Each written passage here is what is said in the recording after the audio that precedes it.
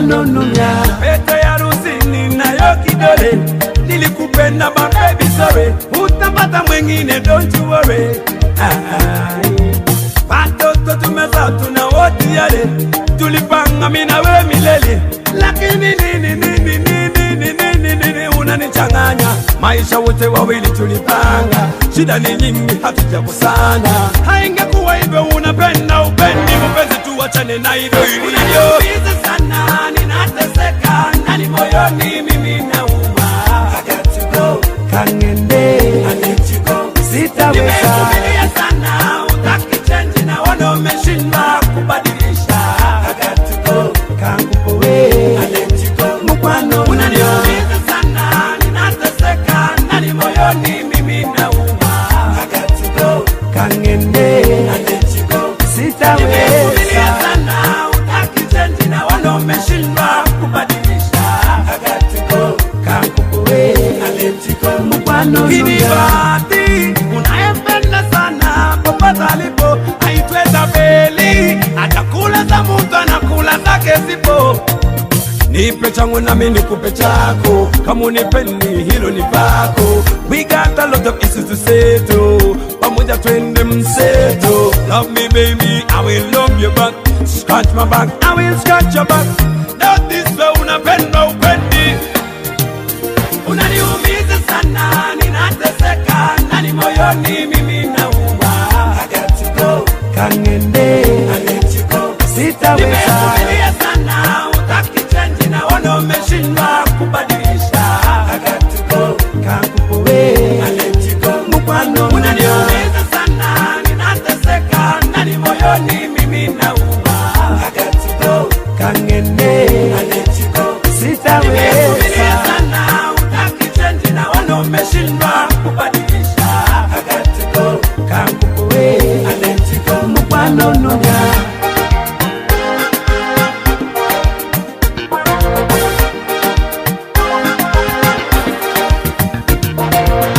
Tuliamua tuwe together, mimi na wewe tuwe forever. Ahadi yetu, mimi na wewe na watoto wetu, tupambane shida zote za nyumbani tusimalize now. Girl, every woman for a man, love me I love you back and not what I want. Girl, it's another tune that me sing about a tune and this one girl. Girl, never worry about it, every time you come up and sweet it. This man, Bunny man, a music unaniumiza sana, ninateseka ndani moyoni, mimi nauma. I got to go, Kangende, I let you go. sitaweza. Nimevumilia sana, utaki change na wana umeshindwa kubadilisha. I got to go, Kangupowe, I let you go. mkwano Unaniumiza sana, ninateseka ndani moyoni, mimi nauma. I got to go, Kangende, I let you go. sitaweza. Nimevumilia sana, utaki change na wana umeshindwa kubadilisha. I got to go, Kangupowe, I let you go. simbiling biling bang bang bang bang yeah. I got to go, let you go. I got to go. Unaniumiza sana, ninateseka ndani moyoni, mimi nauma.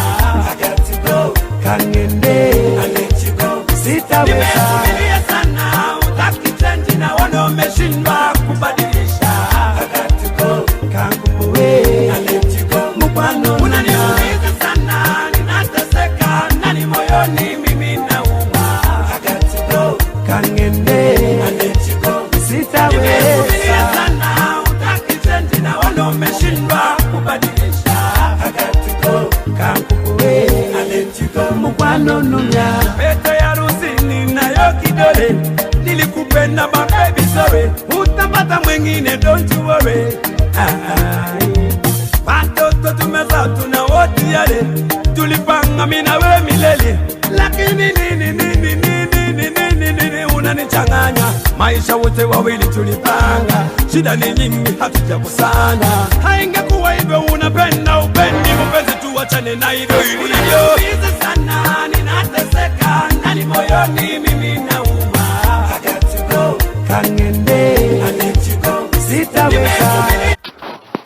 Welcome on the official news outlet of the Liberia Public Radio.com, LPR.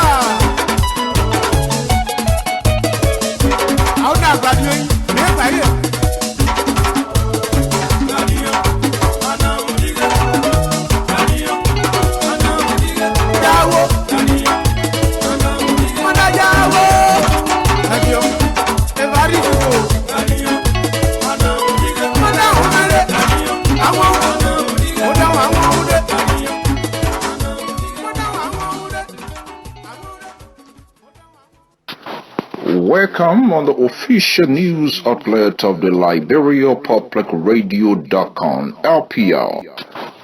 Welcome.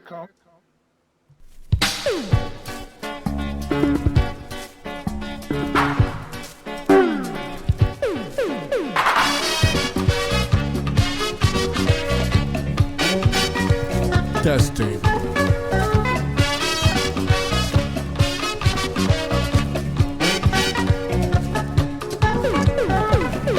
Karema TV, enana, monyo kabora ganama.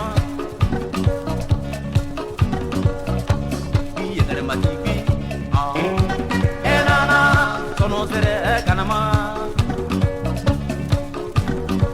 Bale kwe kuna Inana Bale waki kanama Baye jibo basogo Zakati kwe bale monyo basogo Lokuru kwe basogo Zakati kwe bale monyo basogo Tumo mwana Bale tumo mwana Kurupe ota singo Tumo mwana Bale waki tumo mwana Amoye bobole gaza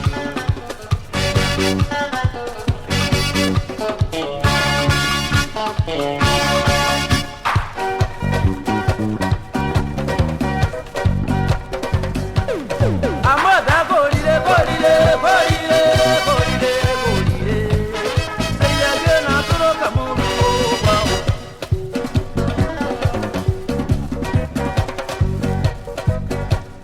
Amada bolile bolile bolile bolile bolile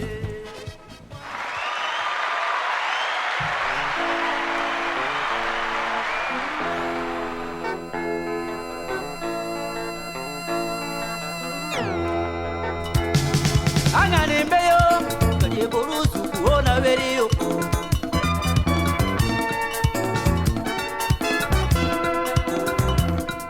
Oji besayo Nukuro borusu kuona veriyo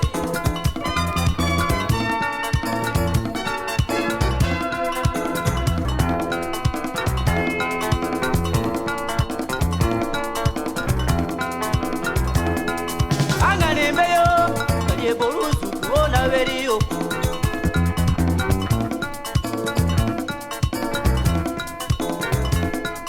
Angani mbeyo Nukuro borusu kuona veriyo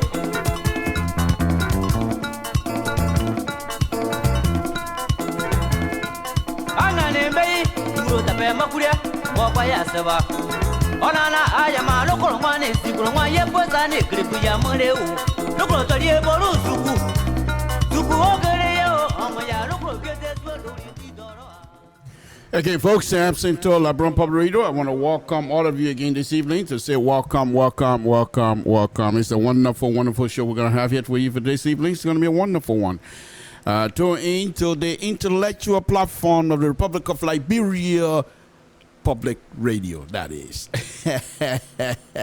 I hope my boss didn't hear that because he's going to say, what make you think this is a Liberia Public Radio? Of course, but it's not the Republic of Liberia Public Radio. Please don't do that anymore. I will say, yes, sir. Okay. But anyway, I want to welcome all of you again. We haven't done the safety stuff here for quite a while. And I think one of the situation, the information is coming from back home. They're just too hectic to do any kinds of safety. But you know my safety routine at this time. I hope most of you have followed the safety routine that I've continued to put up here for my brothers and sisters, because it's very good for you to come out here, disagree with us, and even say something or do something, whatever. But don't end it up in trouble. Don't drink and drive. Don't text and drive. Those things are very dangerous. And we will, before the end of the summer here, we'll do a whole hour of safety. And we're putting a program together to do a whole hour of safety. Now, my own safety situation or safety description that I give you, or safety information that I give you, it has to do with motor road, a motor car. I don't do guns because I don't know gun, so I cannot give you gun safety. Okay, so that's I want you to take that to the bank. Okay, again, we want to welcome all of you. It's going to be a very hectic one here tonight, very hectic one. Some of them are very emotional for us. But I will do a show tomorrow I'll pay a tribute tomorrow to my brother. I just found there's my other brother here. He died too, but I just found his pictures recently, and just in fact yesterday. And this is the pictures and all of the information that I've been wanting to get. I would, been not able to until yesterday. Just by perusing Facebook, I was able to find his picture. I'm so glad that is happening. But I know one thing for sure. The both of them, like they're having competition or something like that. Because just day before yesterday or so, we have a young man who is also my own son, and immediately after that, the other brother shows up. So I think this is just wonderful, wonderful. Thank God that I'm still around to do these things for my two brothers that are ahead of us already, and we'll continue to pay tribute to them. Not to what happened, that's not my concern. So I'll do that here tonight. So it's going to be a little bit emotional because I've not seen his picture for a very long time, and I've not heard his voice for a very long time. I'm going to be doing that here tonight. So it's going to be very interesting. It's going to be very interesting how I transition from the emotional aspect of my show to that of what is happening. Of course, what is happening in Liberia also is very emotional, but I'm just saying from a family perspective. So let's go on. Let's go on. Let us go straight to my show as usual. Dr. Weir.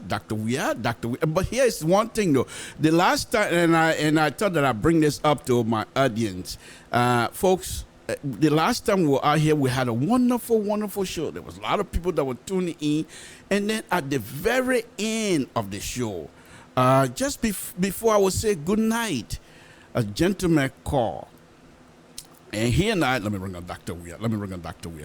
And when this gentleman called, he and I started having conversation. And the conversation we were having was that he was questioning me. Why do I have to call President Weir Dr. Weir? And I simply explained to him why. Because he was confirmed. The doctorate degree was confirmed upon him. And so who am I to say that what's the reason of that? And he said to me, and this is some of the things, this is one of the reasons why we'll continue to have these kinds of discussion.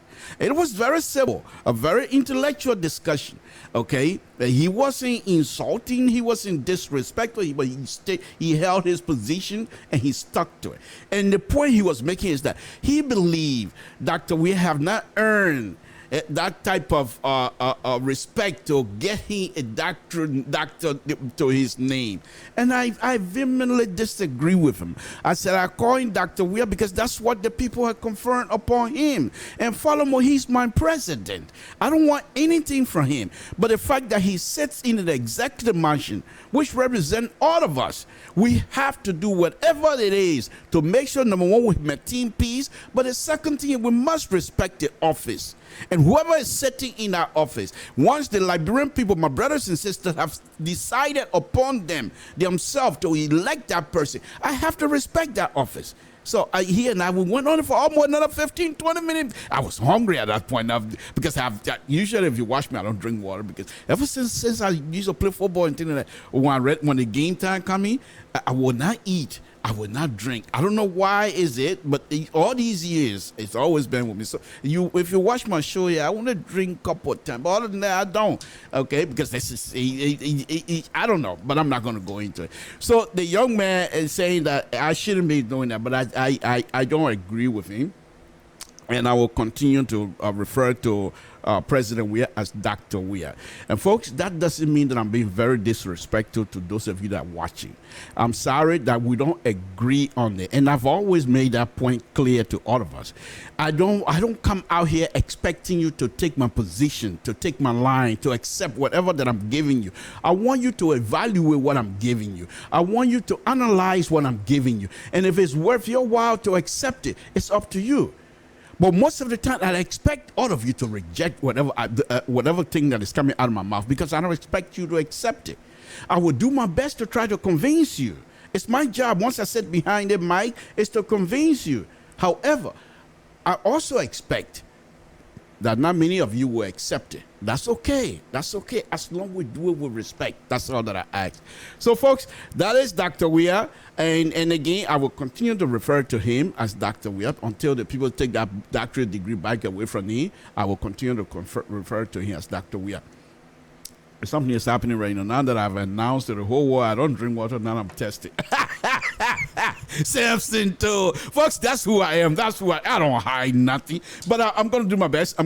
So if you see me walking, going in my house to go drink water from the studio, don't complain. Okay, but let's go on. Folks, it's going, like I said, it's going to be a very interesting show here tonight. If you miss this, you're most likely going to be missing something else.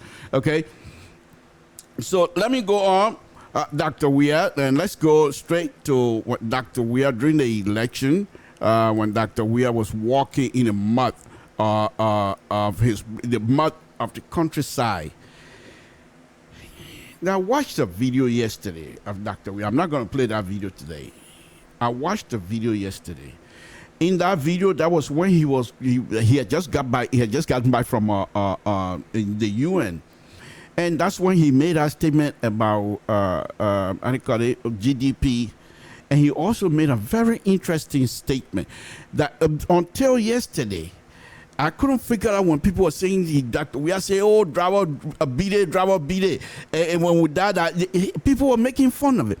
But it was very interesting when I played that video yesterday and listened to that video yesterday. I clearly get the point that he was making. And I guess this is one of the reasons why it's good to do research before you open your mouth. Because all along I've been thinking, he just got and put that phrase in there, beat it, driver, beat it. Because that's all everybody's been writing about. They don't explain what he was saying. And from my understanding yesterday, what he was saying, I'll just make it brief here, then I'll go on to the video. What I understood him to make comment about that driver beat it yesterday was, he said, when we were playing football around here, playing for school, high school, we traveled from place to, from one point to another. And we usually get on these buses. And the bus taking us from one point to another, we feel like the driver wasting time. So driver beat it, driver beat it. If we died, I will worry. And the interesting point he made, that everybody been writing about that and took it out completely, took that whole comment out of context. This I can say, that particular point he was making, those who consider themselves opposition or don't like him, they took that completely out of context and they tried to rephrase it. To make it look irresponsible statement. Because when I heard that, I thought that was a very irresponsible statement for my president to make. But when I listened to it yesterday, this is what he said: beat it, driver, beat it. When we die, that was worry. That was not the end. He said, then when the driver said, "Oh, okay, the children want me to speed," when he starts speeding up, then we'll get angry. What are you rushing for? You want chaos? And why in terms of accident? Then he said, "But you don't say I'm going to beat it, driver, beat it again." Then the comment he made was, let's be careful on what we wish for in this country. Because sometimes think that perhaps you can sit behind your computer decks and writing without realizing that these comment, these statement, this writing, sometimes will come out with something else without you realizing that. And that was the point he was making on that beat it, driver, beat it. Until yesterday, I didn't get it. See it? So I thought I'd put that up. Now, let me play the video for you where Dr. Weir in the mud of the Republic of Liberia, working in the interior. And even, that's also that video. And I'm going to try my best to get that video. And I'm going to make it just like I'm doing with this video here, playing this video. Every time that I come on, I will make that video. I will try to get that video, also play it. Not the whole thing, but I will just play the point that I want you to get. And on that video also, he said, in this country, as long as I'm president, and I'm paraphrasing this one now, as long as I'm president, all I want and all that I want my people to get out of me, roads. He said you can elect somebody else that will come and build you hospitals and build you all the other stuff. But for me, I want to build roads. And here's the interesting thing he said, and I keep saying that, folks. I keep saying that. One of the interesting things that comes out of that, he said, if you build roads, and if they are good, that's good for the country because people move from one point to another. If you build hospitals and everything else, if there is no road, how do they get patients to those hospitals? Folks, does it not make sense? And I thought, Dr. Weir, but you know what? I'm going to push this. I think I'm going to talk to my wife to give me permission to go to Liberia and lobby for job. And the lobbying that I'm going to be doing, I'm saying it right here now, because if I leave, I'm going to be having pension. I'm going to be on retirement. My retirement money is going to be enough. to keep my family here and help me in Liberia as well. I'm not playing around. Okay, so I know that. But when my wife, I'm going to talk to my wife. But she said, no, forget it. I'm not going over there when my wife not happy. No. I will talk to her and see if she will give me permission to go to Liberia. And then I will lobby for position to be specifically to be an advisor, a role network, an advisor to the president. And then he said, what's your credential? I don't even finish high school. I don't know if you even take me. But no, I'm very serious about that. So now with all those things that I've stated about Dr. Weah, let's now look at Dr. Weah, and then perhaps you will understand when this young man keep coming up with rolls. These are some of the reasons I've been saying it. So let's play the video. Samson told LeBron Public Radio. And then immediately after that, I will switch from these smiling teeth to perhaps teary eyes. I'm just warning you in advance. I'm laughing now, but within the next 2, 3, 4, 5 minutes, my face might not be what you're looking at right now. It's gonna, because, like I said, it's going to be emotional. I'll do my best to be as much a professional as I can, but I'm a human being. So I'm warning you in advance. If you can't stay and watch Samson talk with a teary eyes, then you can excuse yourself. Once that's over, when I get back on the Liberia issue, then you can come back. But anyway, let's go ahead. Let me play this video before I go to my stuff here tonight. Samson talk, Liberia Public Radio. Let's make sure you do that same thing for you can hold.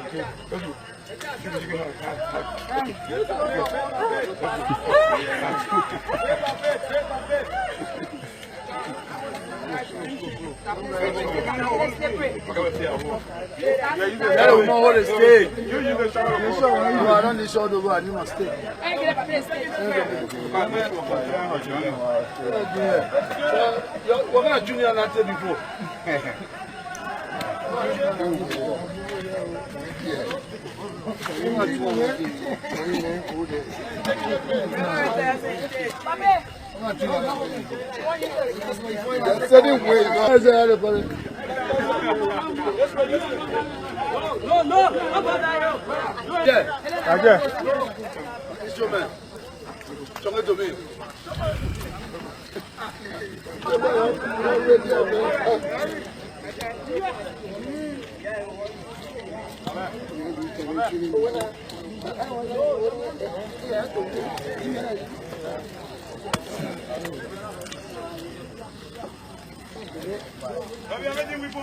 No, I beg you. I'll go. Man, I think it's finished. Salome said, not done.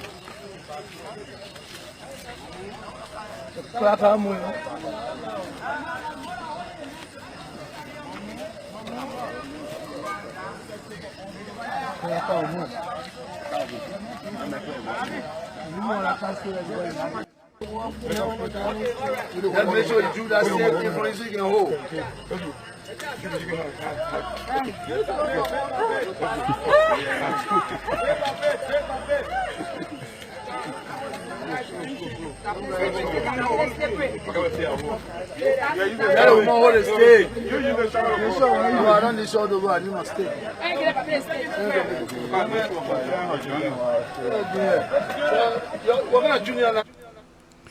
There you have it, folks. Samson told LeBron Public Radio.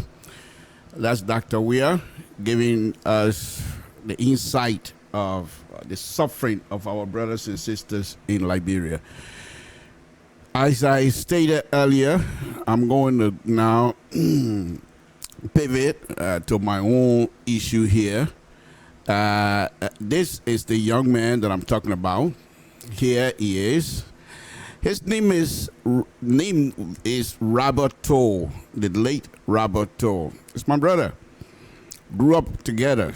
Helped me, dressed me, fought for me, and everything else. He used to be my older brother. But this guy died between 1990, 91, something like that. Big time music man in Liberia. If you know the late Robert Toll, big time music man. Robert and I were not one mom, one pa. But I will tell when I'm doing my tribute tomorrow, I will bring that up. Of course, I will use this one picture because this is the only picture that I have. All right. So Robert, grandmother from the father's side, and my grandmother from the father's side, they are sisters. And the way the people do it those days, I wish I was back there because I truly was going to enjoy myself. What they do is one girl or lady, the family send their daughter out to marry to a particular person. In this case, rich person, a big name person. And then the person said, okay, the lady was okay, let me go and get my sister or my cousins or somebody to come and help me with the house chore. So when they bring the woman and she's beautiful, then the man said, okay, well, let her just stay and now she'll be my wife too.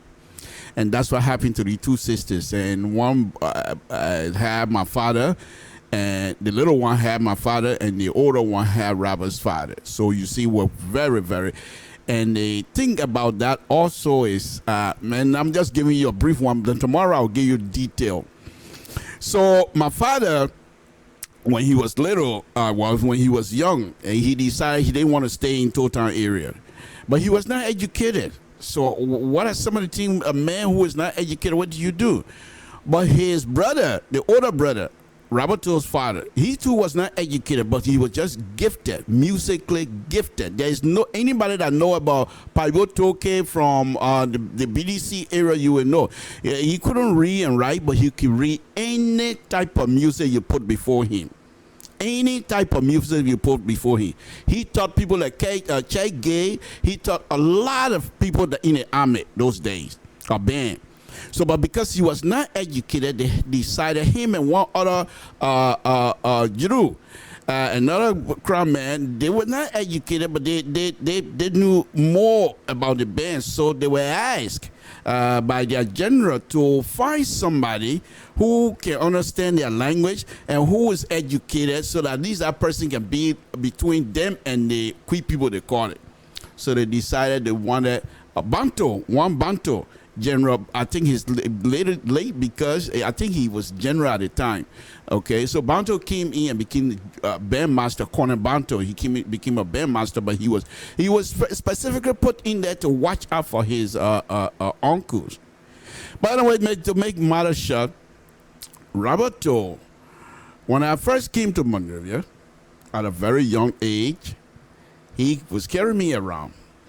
So this one particular time, I decided I wanted, because those days, the band, when one of those big shot died, then the band plays to go and get the body, take the body to Central Street. Well, from Total, I never heard band playing like that before, so I followed the band. And we went all the way to Mama Point from the barracks. Coming back, I said, well, I know my way around now. I got off. Instead of coming on UN Drive all the way coming down, I decided I wanted to go Benson Street to Camp Johnson. When I got to Camp Johnson Road, McDonald Street, I got lost. I didn't know where the barracks were. I didn't even know where to go.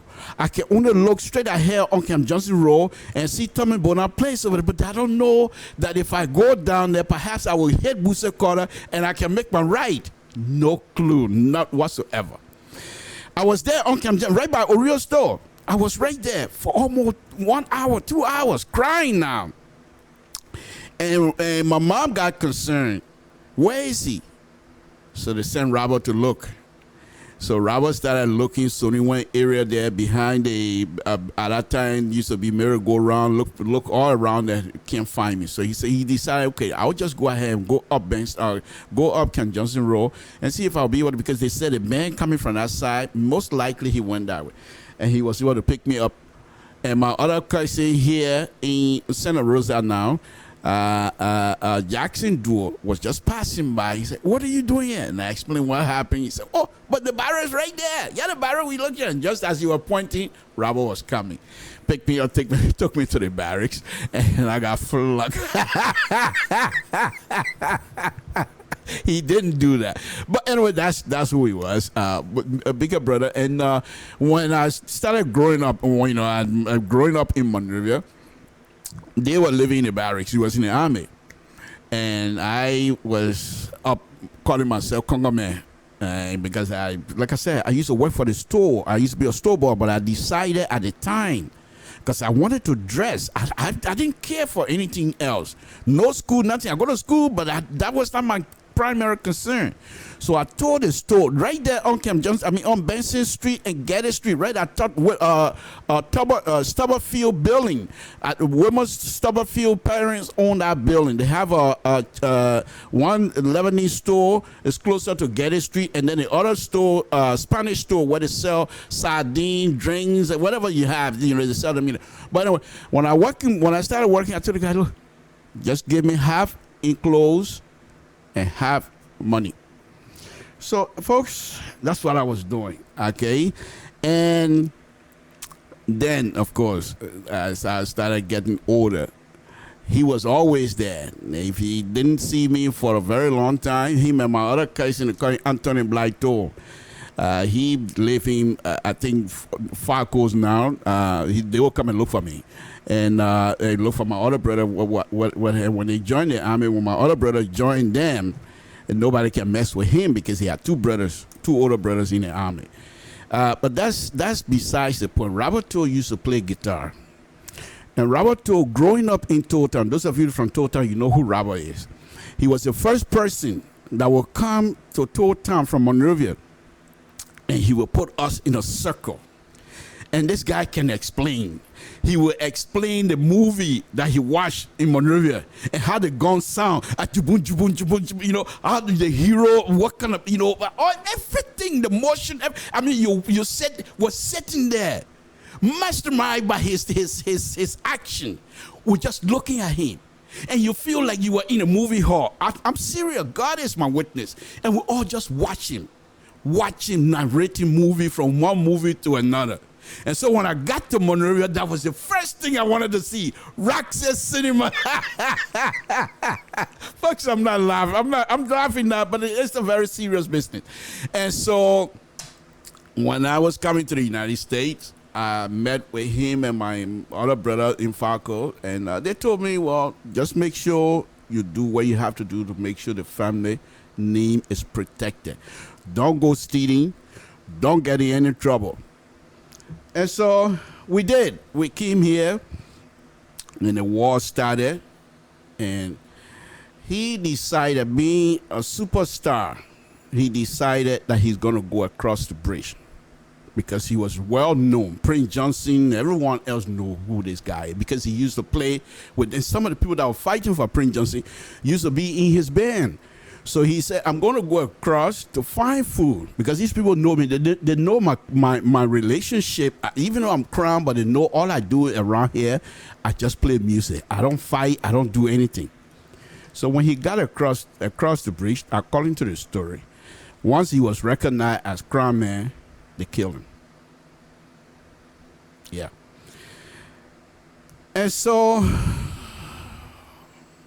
when I got the news, because my cousin in LIBERIA, James, and another cousin in Maryland, they used to communicate. So what they were doing was compiling list of young people and person from all of those from Totown that died that they know of. Harry will make the list and send it to James, and James will keep the list and then call each of us. Say, okay, the person died. This person. So I was just getting ready to go to Ivory Coast to go get my son, and when I got the news, so when I got to Ivory Coast, another young man came from Monrovia, and I asked him, say, yeah, Robert died about a week ago, and I just couldn't contain myself, but. Before that, if you know who Roberto is, one other story about him before I go on to play this music. It was Nelson, Roberto, and myself. Kamara, Anthony Bliner. Kamara doesn't play sport that much, so he's not quite involved into sport. But Roberto and I, that had Barrow. You can't bring.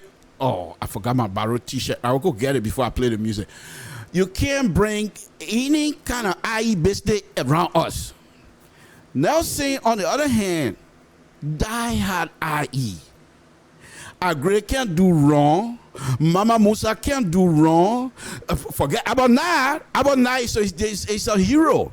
When we leave the field after Barrow and IE, we'll be arguing. I said, okay, I'm going home because I was living on Camp Johnson Road, and then they go to the barracks. But it'll be arguing. When I go the next day, they'll be telling me. Okay, it was a very serious business. At times, even when Raba's wife finished cooking out, they will all agree after the game, we'll go to Raba's place to go eat. Okay, so let's go watch it. After the game, Nelson's not coming with us, especially Barrow finished whooping IE butt. We beat IE anytime we want. And after that, then Raba started, jubilating because Barrow have won. And nothing you can do about him and Barrow business. And that,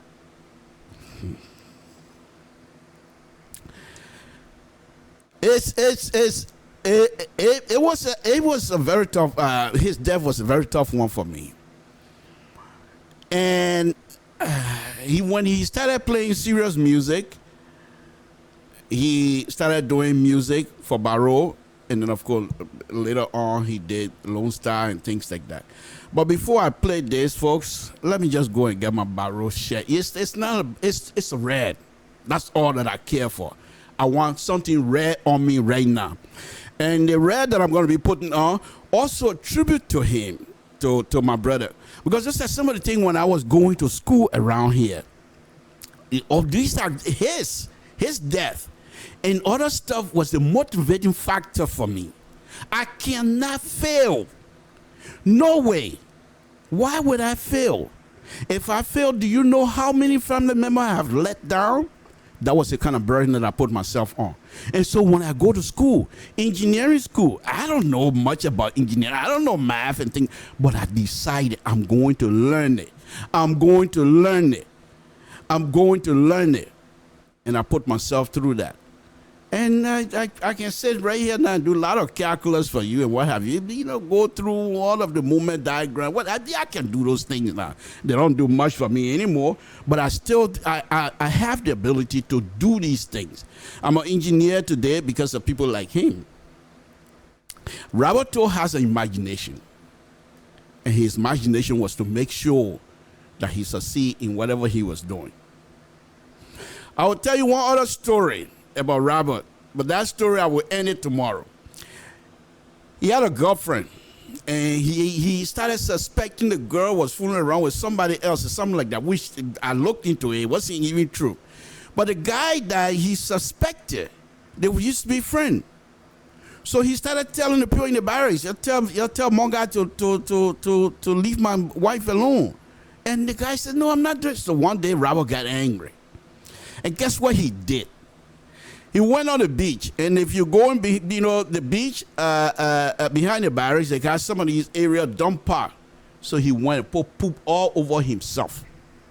Only on our clothes left. This way, he said, when I get to fighting, nobody will part us. This guy, I don't beat me until I take him to the, because they'll say when you beat somebody, that person have to take you to the beach and wash you. Next time, he's not going to fool around with you. So Robert and this guy got in a fight.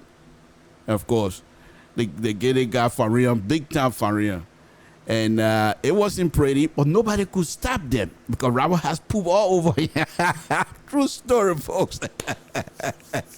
I thought I'd just tell you that. But anyway, let me go and get my red, and then I'll come and do something else here as a tribute to my brother. Then I'll move on to the next thing. Samson told LeBron Public Radio.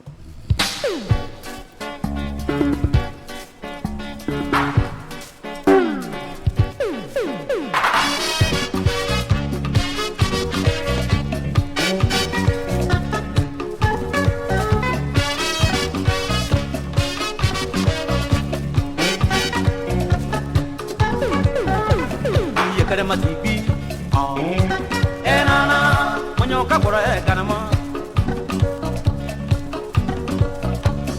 Yekare matibi, enana, sono sere kanama.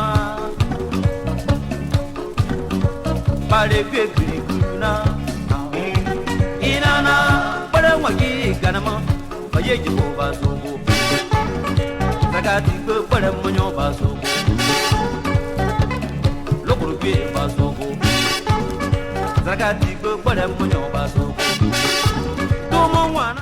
Thank you, folks. Samson told LIBERIA Public Radio. Like I said, I'm here again. We're going to be showing now some stuff here that I'm going to be showing you. I'm going to now play a music by Robert Toll, and this music is called Mighty Barrow. And it's a very good music. Actually, it's a music that I don't mind having in my car all day long. So let's listen here. Okay, here is my own red. But if you can't make it up here, that's the college that I went to. It's called Youngstown State University over there in Ohio. Mean city. All conservative. So Trump city, Trump town. But how you gonna stop two-time man from getting his degree? How big here you can be? Donald Trump said you're not gonna stop him from getting my degree. I was determined. But let me go now and play this music for you guys, folks. Samson told LIBERIA Public Radio. I want to say again, thank you. Immediately after this, I'll be jumping to that. Samson told, let's listen to this music.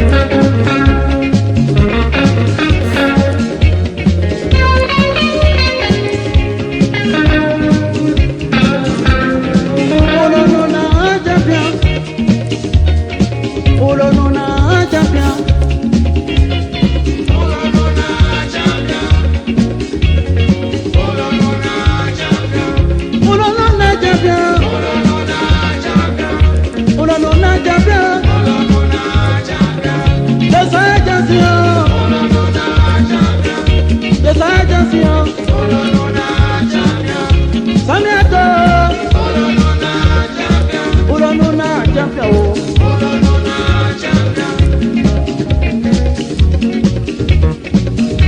I want it. Kaya Pepe want it. I want it. Kaya Pepe want it. Kaya Pepe want it. No super. Yeah, folks. That's it. That's my brother. And this is my barrel. I just put this on. This is from Youngstown State University. That's what I went to Town School for. It's a tough one. It's a very tough one. And, you know, to hear him again after so many years. And one other story here before I move on to my topic matter here tonight. I had a friend over there in Philadelphia. And so around that year, they had the Graduate Association Convention in Philadelphia. And I believe for 2001 or 2000, I think it was around 2001, 2002. But anyway, so my other cousin, Oliver Paul, had the recording. So I said, okay. He said, you want it? I said, yeah, it's okay. Go ahead and have it. So this guy, they called Chetty Sewon. He said, Samson, can I borrow it? And then I'll bring it back. I said, yeah, but I have to leave, though. You know, I don't live here. He said, okay, I'll bring it back. Chetty took it, never brought it back. So the next time when I saw Chetty, I decided to take off my shirt. I wasn't going to play around. Whether Chetty can beat me or not, I don't care. I was going to have a fight with him. How dare you going to take my brother's music, you know and follow what the sentimental value that I have, and you're going to go and keep it? You know? And so Oliver Paul and Jela Nyanu and everybody else, Samson, you can't do this. You're too old for this. And, you know, but that was just bad. But I told myself, I'm never going to speak to Chetty Sewon again until I was able to get my hand on this. So this is the end of that situation. Whenever now that I've listened to my brother again, whenever I see Chetty Sewon, I'm going to say hi to him now, because before I won't even talk to him. That's how mad I was. But from that now, and I told myself, until I get this, I'm not going to talk to him. Now that I've gotten it, it's over. Thank God. God knows exactly what he's doing. So anyway, folks, it's a very tough one, but we have to move on. We have to move on. We have to move on. He did his. He was well known all over. He's the one that sang Ame, Native Woman Born Soldier. A lot of music, i.e. and what have you, but I'm not too sure when he was singing and bringing the word i.e. out of his mouth. I bet it was difficult, because even as good as Santa Maria was, for Rawato, Santa Maria cannot pass Solomon Sipley. No way. Nobody can pass Bower Gay. No way. Nobody can pass Coco Wlet. Nobody. It's, you know, Christopher, the goalkeeper himself, as far as Rawa was concerned, those were people that were above heaven. You know, that's how he took this barrel business very, very serious. Very, very serious. Never missed until I left. But when I was there, Rawa never missed barrel game unless he's not in town. And when he was in Tapetan, station in Tapetan, I heard that sometimes when there's a serious game coming, he come to Monterey, come watch barrel. So let me move on, folks. I want to thank all of you again for allowing me to pay tribute to my own brother. Thank you very much. There's a young man here that wrote, Zeto was my army buddy during our BTC days. The bandmaster was Basha. I believe the Basha you're talking about. That was before he came in after. I call it Paibo Toke and people like Drew then retired. That's when Basha, because I was there. Basha used to play saxophone. So, and right by Bishop building, they have another guy there called Brewer. One Gil guy also used to play saxophone. And I know these people well. I know because my mom kitchen was right there cooking, so I know all the people. By the way, that's besides the point. I want to thank all of you again. Now let's move on to LIBERIA. Let me put myself back and let's move on to LIBERIA situation. Folks, this is a very serious business. Here, these are not things that people need to take lightly. What is happening in our country right now? Okay, you heard the protest is no longer going to be happening, which is good. And that's my other topic here that I'm going to be jumping on here, the protest issues in Liberia. No more protests. And here's the thing about this, folks, and then after that, I will open the line for us to have a conversation. What do you think? Seriously, what do you think? Who has the upper hand now?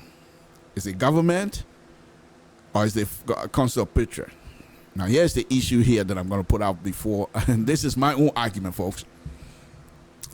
The Council of Patriot, the U.S. Embassy, the Council of Patriot, last week, they were talking about having July 24th, having a demonstration. Koluba went and bought pots.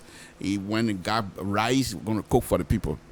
But here's what the American Embassy, their involvement, this is the letter they sent out, and I know most of you have seen it. U.S. Ambassador to Liberia, Christine Eder, issued the below statement by July 18. The U.S. Ambassador read with interest the statement of the Council of Patriots, COP, issued July 12, announcing their intent to stage a nationwide protest beginning July 24th. While the U.S. Embassy support the rights of citizens to lawfully apply to assemble or convey their view to elected officials, they intend to do so during the week of July 22nd is misplaced. That's the letter, that's the statement from the American Embassy. We commend the peaceful now. Listen now, folks, listen. And before I make my argument, I want you to listen to this thing here. We commend the peaceful conduct of thousands of protesters who, by their action on June 7, convey they are interested in progress and national dialogue over aggression or demands. As the COP press release specifically call on the international community to join their long march, the U.S. Embassy respond by sharing its view that, particularly from a group carrying the banner Council of Patriots and from a group which avoid that patriotism remain central to their effort, staging such action as they have outlined during the independent celebration would instead, something happening here. Hold on, folks, please. Would instead convey a lack of commitment to national development.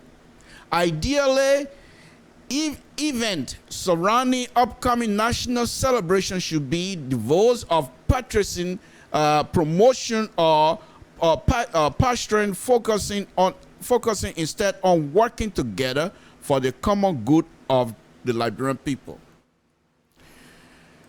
Folks, that is the statement from the American Embassy. Something too interesting. I've been on here for quite a while saying that the upper hand the Council of Patriots had the last time, they squandered that. They didn't actually utilize the upper hand they had. And I'm saying upper hand or not upper hand, whatever, I'm talking about dialoguing. I'm not talking about fighting. The last time, I truly believe that the Patriots themselves, when they announced the June 7 protest, the government of the Republic of Liberia was scared. There's no question asked. They were petrified.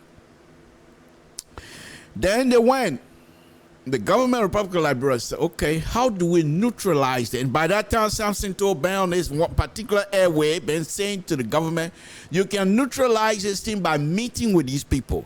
Meet with them. Because there's an issue that I suspected at the time, that even though they're trying to put on a unified face, But it's not quite like that, because if you dig deeper, the people that were together calling themselves patriot, council of patriot, if you look at the individual makeup, there's no way that they will be able to work with one common interest. After you tear that thread of that interest out, they got nothing in common after that. And so my argument then was the government should engage these people. And so when Dr. Weah came and said, let's meet, the people went to the meeting. He said, what happened? What's going on? What do you guys have? They said, what we have, we'll give it to you during protest. Why the international community was watching? They all were there. ECOWAS were there, UN were there, all the people were there. The Council of Patriots did not present any kind of demand. I thought that was blow number one. Because if they had submitted their demand and the threat of the protest, the international community do not want, because they don't know that this thing was going to be peaceful. None of us. Because some of us, Samson were on here preaching, praying to God day and night. Because none of us knew exactly that this thing was going to be peaceful. However, the Council of Patriots continued to say to us, don't worry, it's going to be peaceful. But I didn't believe that.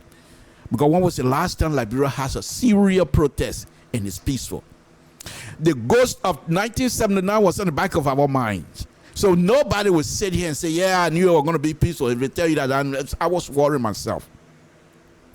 So I thought if they were to present that demand to the president and his government, and having the threats of June 7th threat behind, I think that demand would have been looked at.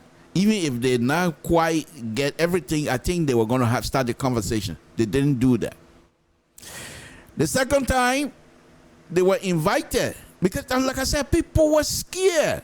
The Senate invited these people and said, let's talk. But their demand also were the protest. I mean, the Council of Patriot protest was, we don't mind meeting with you, but we want to have a dialogue publicly so that media will carry.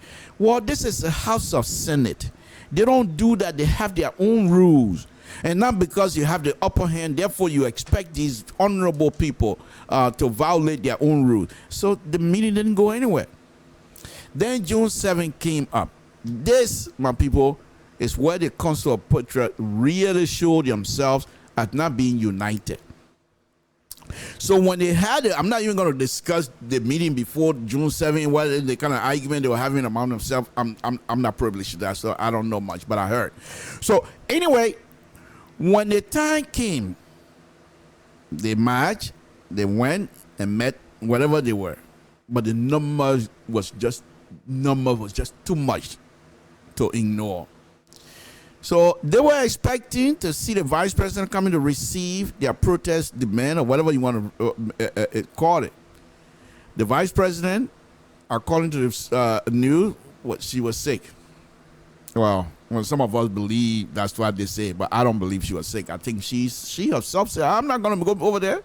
You're not listening to people. I'm going to put my life in line. First of all, the administration don't even trust me. Before that, she and the administration been having the stuff like that. So anyway, she didn't go. They said she was sick. So okay. So the Council of Protest, whatever.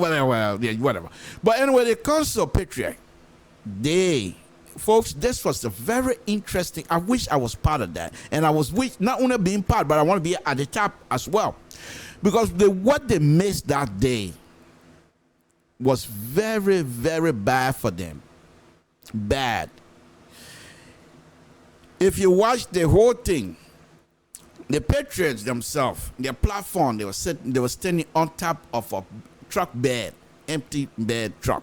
And just like one of the trucks that can be pulling things around here.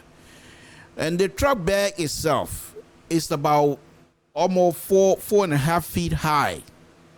Okay, so if you people are custard almost 6 something standing on there, 4.5, 6 something, almost 11 feet high, and then the government sent representative. The representative came.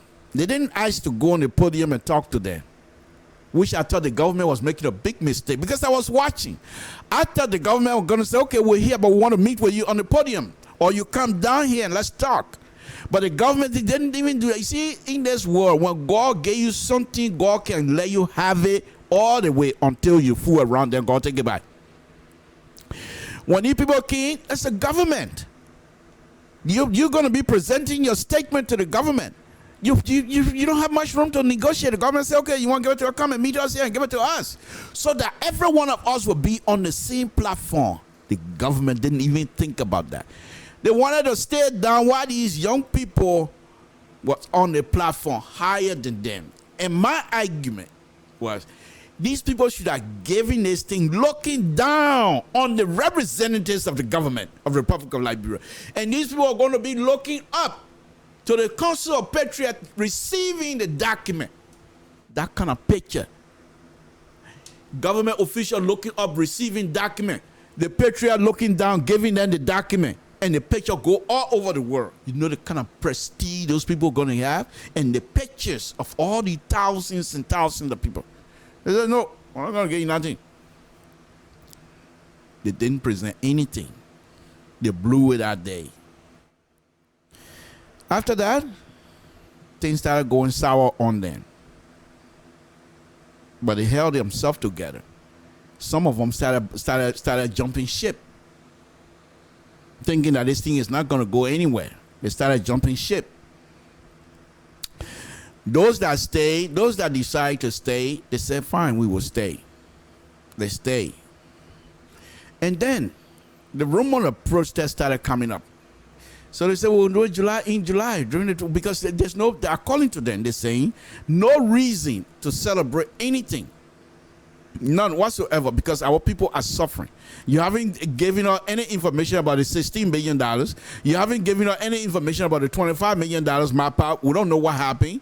You know, we're not satisfied with the kind of result that coming out of your executive mansion. We need more than that. We need more clarity. And furthermore, look at the rate of exchange in this country. Our people are suffering. We can't have a celebration when our people are suffering. The government, on the other hand, is saying, look, that's fine. We agree people are suffering. But because people are suffering, if we don't give them something to celebrate, if they are not celebrating, you know what will happen to the emotional aspect of the Republic of Liberia? We know we're suffering, but let us celebrate. And that way people will at least have something to cheer for just one day. One day, let them be happy a little bit. Let them forget about their meal not there. Let them forget whatever problem they're having that one day. And that, folks, seem to be the government argument.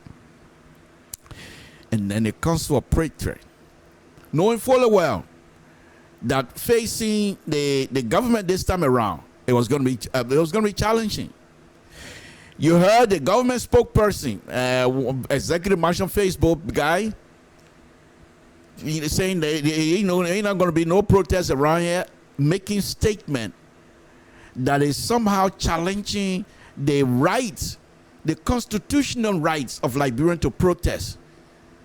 That guy need to come back. You know, one of the things the young people do, something that get to me is this.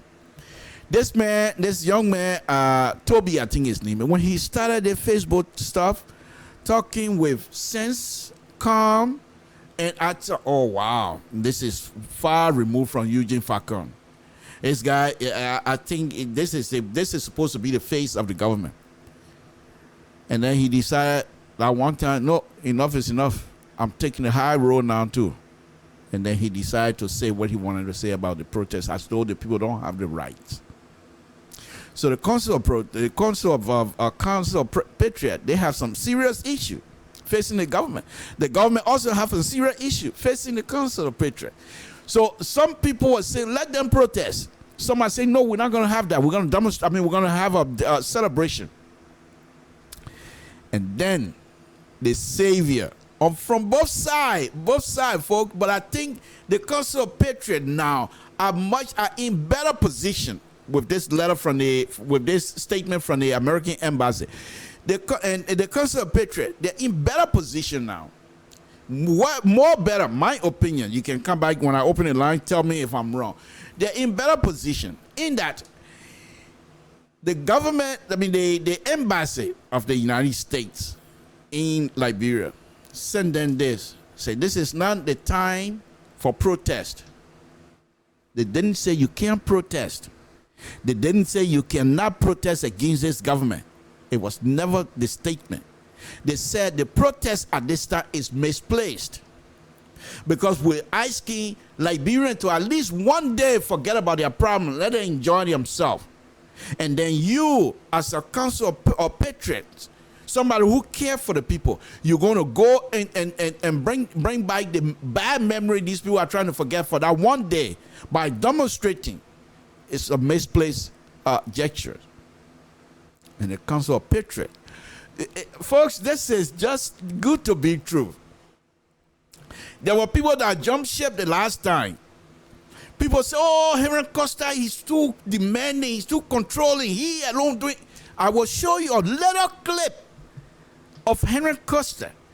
Henry Costa talks. Henry Costa speaks well. And I keep telling people like Jefferson Kochi, go to school. Political gladiator English is not going to help you. If you meet, and you and Costa are going to meet in the political ring. You and Costa, because you, Jefferson Kochi, you want to be in the political ring for CDC. And you have the opportunity to do, but go to school because you will come back and meet Henry Costa. And with that kind of English that coming out of you guys, Henry Costa going to chew you alive. Listen to him when he's speaking. When he's speaking. Most of the sedition, the higher educated sedition, political gladiator. And they take these big, if you listen to some of these CDC guys speaking, they love to take a noun and turn it into adjective. And then it becomes a big word, propagandistic. And they kind of adjective, they come out and use those things. Then they say, they meant no book. I can take one word and turn it into adjective and put something on there and call it that. Let's take a whatever. It is not the use of the word that matter. It is the result. How the word is applied, under what condition this word is used, and what does it convey. That's what make you somebody. But people like me from Totten, I say, yeah, man, know the book. Okay? But anyway, let me go back. So Henry Costa, people say he's controlling. The Council of Patriots, this letter from the American embassy, put them in a position that if the government of the Republic of Liberia do not take opportunity to actually get involved, they'll be left behind. Why do I say that? This is not a banana republic. Dr. Weir has been doing his best to do whatever it is to take care of Liberia. So why am I making this statement? Here's the reason.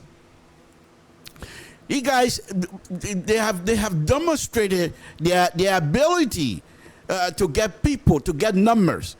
Politics is number game, and the ambassador herself, she knows about politics, and she saw the crowd the last time. So these people, she can never let Council of Patriots to be like, oh, these people don't mean nothing. She will never discard them. She has respect for them. She has respect for them. Okay? So by her now coming out and making a statement, and guess what? The smart people among them say, oh, we just got saved. Thank you, Jesus. Thank you, Jesus. You just saved us. They say, oh, Liberian people, who is America to Liberia? Folks, this is very interesting. America has always been there for Liberia. We, the Liberian diaspora that lives here in America, American government allowed us, they could have said, no, you can't send money home and there's nothing you can do. You want to send money, you go to Mexico and go send money. You ever? Go to Canada and go send money. You ever? But here they allow you to send money back home. As long as you're not stealing from people. So America has always been there for Liberia, to be honest with you. It's just that some Liberians like to abuse that privilege.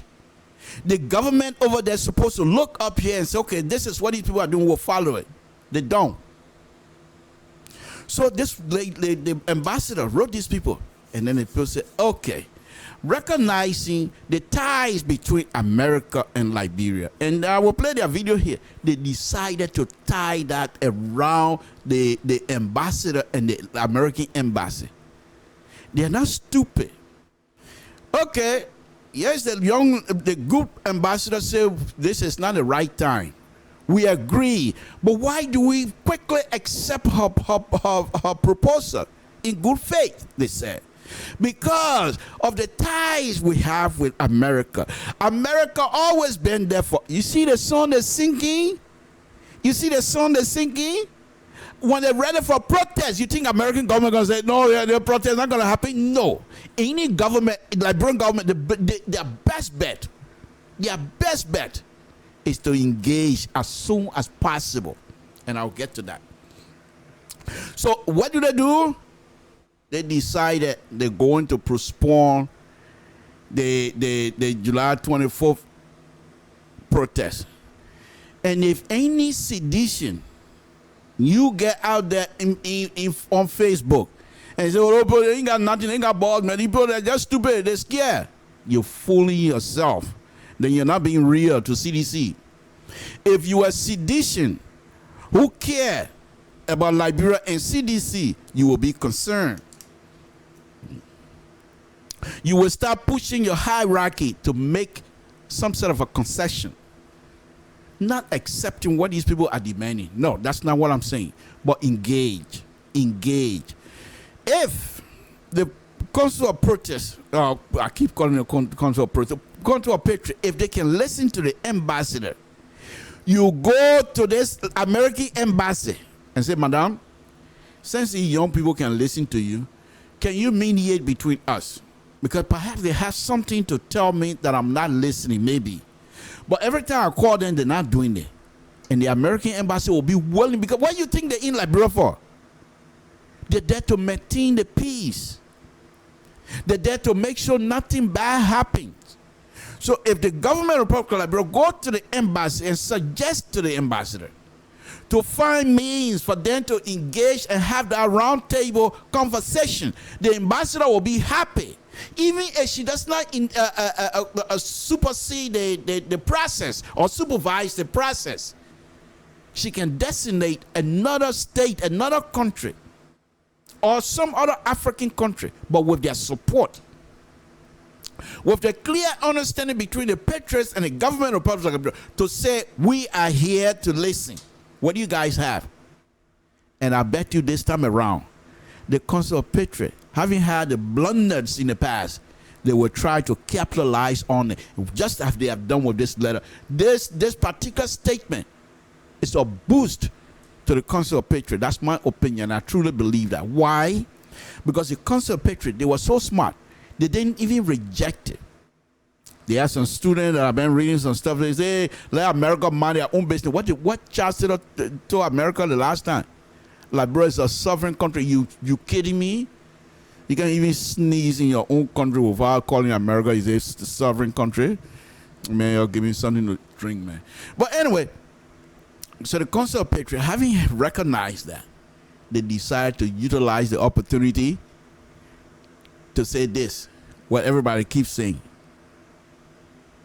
You lay down today and fight tomorrow. It's the fighting tomorrow that I'm going to be suggesting once again, that the government should not allow that. The government should not allow the tomorrow to come. Let the government engage these people now, and have a conversation with them.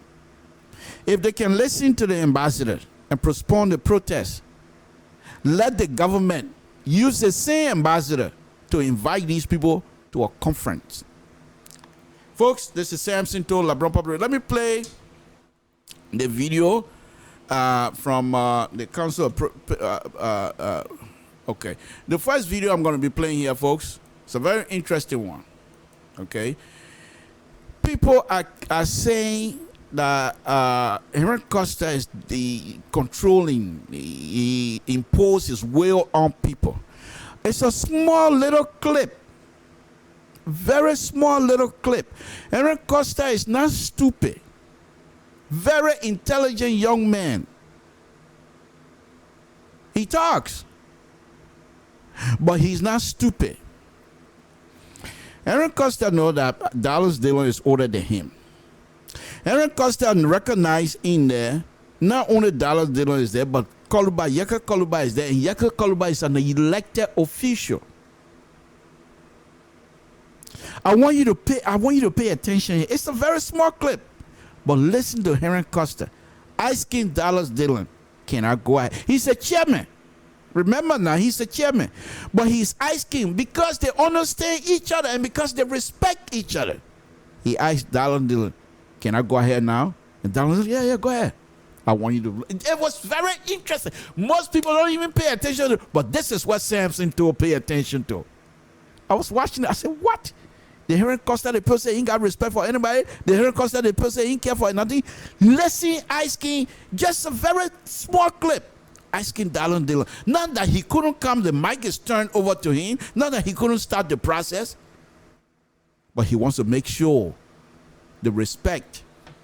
He wants to make sure that he, Costa, one day he will be at a senior position and somebody beneath, some younger person will come. What he's showing the young people of regular Liberia to do now, this is exactly what he expects people to do to him. And he said, I was talking about Henry Costa, this and that. Your young citizen, you better educate yourself, especially Jefferson Kochi, Mayor Kochi, go back to school. You will meet Henry Costa. Say something to say so. Go up and come, unless you don't want to be part of the Liberian politics landscape. But as long as you're young, you like politics, you will meet Henry Costa. If you don't educate yourself and continue with these adjective words going throwing them here and there, and you say that the book, you will have issue. Watch and say, because by the time you're ready to meet Henry Costa, the sophisticated young Liberians that are even here now training themselves, they're all going to be back home. It's not going to be time for debating. You say, I'm not debating, then they accept it. You don't debate, they kick you out. Even member of CDC, you don't go when your time comes. By the time Jefferson Kochi time comes to want to be president, you don't debate. You're not even in the primary, there will be a debate. You're going to come and throw all the adjectives around. I beg you, man. Listen to Henry Costa. Samson told LeBron Public. Folks, this is just something, I thought this is very interesting to see the Costa, everybody. Oh, the man can cost people, man. He ain't got no respect for anybody. Watch this little clip, and I'll replay it. Watch. Samson told LeBron Public Radio. To this press conference of the Council of Patriots, and we're very glad to have you all here today. We have Honorable Yeke Koluba present, Honorable Darius Dillon, Monserrato's next senator in a few days, present. We have Mrs. L. Louis Salif Gale present, member of the COP. We have Reverend Saley present. He is the chaplain of the COP. And I'm Henry Costa, your humble servant, the chairman of the COP. We've called this press conference today, and unusually we don't have a written statement. So whatever you recall, we hope you can transcribe. You can transcribe from it for your reports. Those of you who write, and so we will speak extemporaneously. The COP has met and discussed. Yesterday we held a meeting and we discussed the statement from the American ambassador, Her Excellency Ambassador Christine Elder, and we received the statement in good faith. We discussed it among ourselves and we have decided to not only respond to it, but it informed a decision that we took. And so today we will make that decision known to you. And before I go any further, I will go to Honorable Darius Dillon, who will communicate the decision we took yesterday, and then he will stop there, and then I will the date. And Honorable Yeke will speak with respect to the mobilization efforts for our next action, which will be announced right here. So I will now turn over to Honorable Darius Dillon. Okay, folks, just the video I'm talking about, that wasn't it. I'm gonna play it now. Just got it, but just from listening to Henry Costa, and those of you that are political junkies just like me, you have listened to Jefferson Kochi before. Listen to the tone. Listen to the English language, how it's thread together as he tried to make sense. This is what I'm talking about. But let me. That's not the main issue here tonight. Let me go ahead and play this little clip that I have. Please, I want you to watch Henry Costa action as he talked to Darius Dillon as they're getting ready to start. Watch this. It's very interesting. Very short one. Watch this. Wow. Yes. Okay. You hear that? Wow. Listen. Okay. Watch again, folks. Watch. Yes. Okay. Okay. Let me put some sound on it a little. Yes. Okay. You hear that? Wow. His ice skin. Go to that video and watch it. Okay. Can I start now? Watch again. Wow. Yes. Okay. Yes. Yeah. Listen. Watch again. Wow. Yes. Okay. I just thought that I played that over and over so that you people will understand that people that continue to describe Henry Costa as being someone that you can't work with. He just demonstrated to you this afternoon, this evening, to be honest with you, that he has the ability to work with people. And I've been predicting a long time ago that when the time comes for Henry Costa to want to seek the higher office, Henry Costa tune going to change in our country. You will not believe it. Because Henry Costa is quite aware that you cannot lead people with the kinds of messages and stuff that he delivers on his show. He's a talk show host. He has to say things that will interest people to come and watch his show. It's different from running campaign.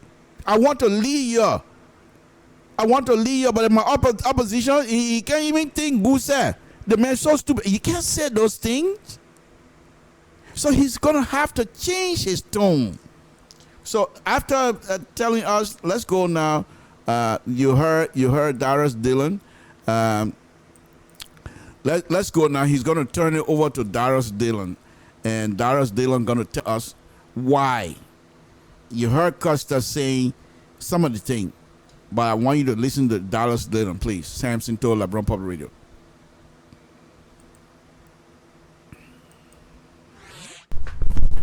Well, thank you, Mr. Chairman. Henry Costa is the chairman of the Council of Patriots, and I am an advisor. We have the chaplain, Reverend City, here. I don't need to run over the introduction again. He's already done so. Representative Yeke Koluba is here as an advisor of the Council of Patriots. I too I am. We have Mo Ali as the Secretary General. We have a structure, and we just wanted to make that clear. We met yesterday. We have met already yesterday in our regular meeting. The statement from the U.S. Embassy, signed by the ambassador, also enhanced our meeting, and it formed a cogent part of our discussion. We received the communication in good faith, and we talked to make some adjustments in the date for our protest, and in respect for our traditional partners. Whether we like it or not, America plays a huge role in the developmental agenda of Liberia, the growth of our people. And so when our partners express a concern of such nature, we thought to give it some consideration. We do so out of courtesy. We know that Liberia is a sovereign state. We also understand that we also depend on America for a lot of things. And so instead of July 24th, commencing the date of protest, we will now do some adjustment, and the date of the protest will be announced by the chairman. But we just wanted to be clear that the protest is not cancelled, it's only shifted. We will protest. The statement from the U.S. Embassy is not discouraging protest. It's not frowning against protest. It's not saying we cannot protest. The statement from the U.S. government or the U.S. Embassy it cannot run contrary to the constitutional rights that we have as contained in Article 17 of the Constitution of Liberia. The statement from the U.S. Embassy cannot run contrary to Article 1 of the Constitution of Liberia. The statement from the U.S. Embassy is saying we should be considerate of the timing of our protest. We had thought that the timing was right. We still think that the timing is right because you take advantage of serious national occasions to bring attention to the national issues. Well, thank you, Mr. Chairman. Henry Costa is the chairman of the council. So there you have it. Mr.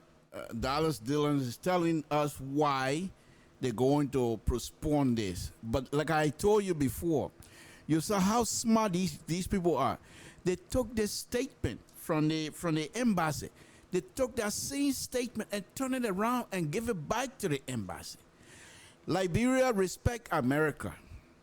Even though Liberia is a sovereign country, but we respect America because America continue to do things for us, and America has done a lot of things for us. Now, if these people are praising you, you think you're able to turn around and turn against them? I don't think so. So by their turning this whole document that came from the embassy, and said, we accept it because we respect you, and the fact that we think you're going to be a neutral player into this, whatever it is, we will do what you want us to do. We honor, and they're correctly stating that the embassy does not say they can't protest. That's not the comment from the embassy. However, the embassy is saying that the nature itself, the insensitivity, that if they were to carry out, that means they will not be sensitive to the Liberian people issue. Because the celebration itself is supposed to be something that, like, even with all the suffering that they're going through, they will have to celebrate for one day and just forget their issues. And the American embassy is suggesting that. And these people say, well, what? Thank God. Because we ourselves, we don't want to fight either. But here's the thing now. The Liberian government, no statement yet. No statement yet. You see, this is why, my people, I wish I were there. I wish I was this government. Because I would have been immediately after Country on Patriot finished making a statement, the Liberian government going to have to make a statement immediately. Appreciating the American government letter and appreciating the fact that the brothers and sisters from the Council of Patriot saw reason to agree that the Liberian people must celebrate. This is the argument the government been having, that the Liberian people must celebrate. And now these people are agreeing the government should be out in the front. Once again, I'm suggesting the government to draw these people. Dr. We need to draw these people. Sounds told. Let's listen to Henry Costa. Let's listen to Henry Costa as he tried to lay this whole thing out. Folks, politics is interest. Politics is numbers. But you have to be smart how you deal with it. And for some reason, our brothers and sisters, you know what? As soon as I retire, how many more years before I retire? Maybe 200 years before I retire. As soon as I retire, I need to go to the Liberian form not political party, but a consultants. And so I will be a consultant and telling these young people how the politics business works. I'm cool. I don't fool around. Let's listen. Henry Costa now on a very serious note. Look how he's going to frame this thing. And listen to the English language this young man going to give and tell me that if he meet, which I know he will happy. I know he will happy. Jefferson Coach, he likes politics. Henry Costa also does. And they're going to meet. I keep telling Brother Kochi to go and improve himself. Forget about these bunch of adjectives and that don't even come to something to ear. Let's listen. Henry Costa, Samson told Liberian Public. Okay. Cyrus Dillon for very effectively sitting that position. So as Mr. Dillon has already said, the COP has decided that out of respect for the treasured traditional and historical ties enjoyed between our two countries, and what the United States government and its people have done and continue to do for our country, and how the Americans have always championed human rights, democracy. Even in our disagreements, the Americans have always been there for us. Whenever a Liberian man stumps his stool and falls, he shouts, America. Whenever there's trouble, he shouts, America. And so because of that, we have to respect what they've said. So because of that, we've decided to move the date of the protest from July the 24th to July the 31st. Let me repeat. We have decided to move the date of the protest from Wednesday, July the 24th to Wednesday, July the 31st. And the protest will remain as we had planned. It will be a nationwide protest across the country, in capital cities, in Banga, in Ganta, in Vanjama, in Buchanan, in Montserrado. And we will come out peacefully as we did on June 7th in our numbers, thousands and thousands of people across this country. And we will protest non-stop until our demands are heeded, until the president can call a press conference or whatever it is, a pre-recorded message, and tell the Liberian people that he has received officially our demands as contained in our petition statement, and that he is going to begin to work on them. We will not stop until we see results. We are committed. Enough is enough. So, as Mr. Dillon also stated, we have decided that there is nothing worthy of celebration on July 26th. There's nothing. Okay. There you have it. America, the country that loves freedom and loves to fight for people's human rights. You get that? America loves to fight, and now, just by that statement, telling the American embassy, thank you, but we know that you also like to fight for people's freedom. And according to whatever statement that is coming out, perhaps their freedom is being on a siege.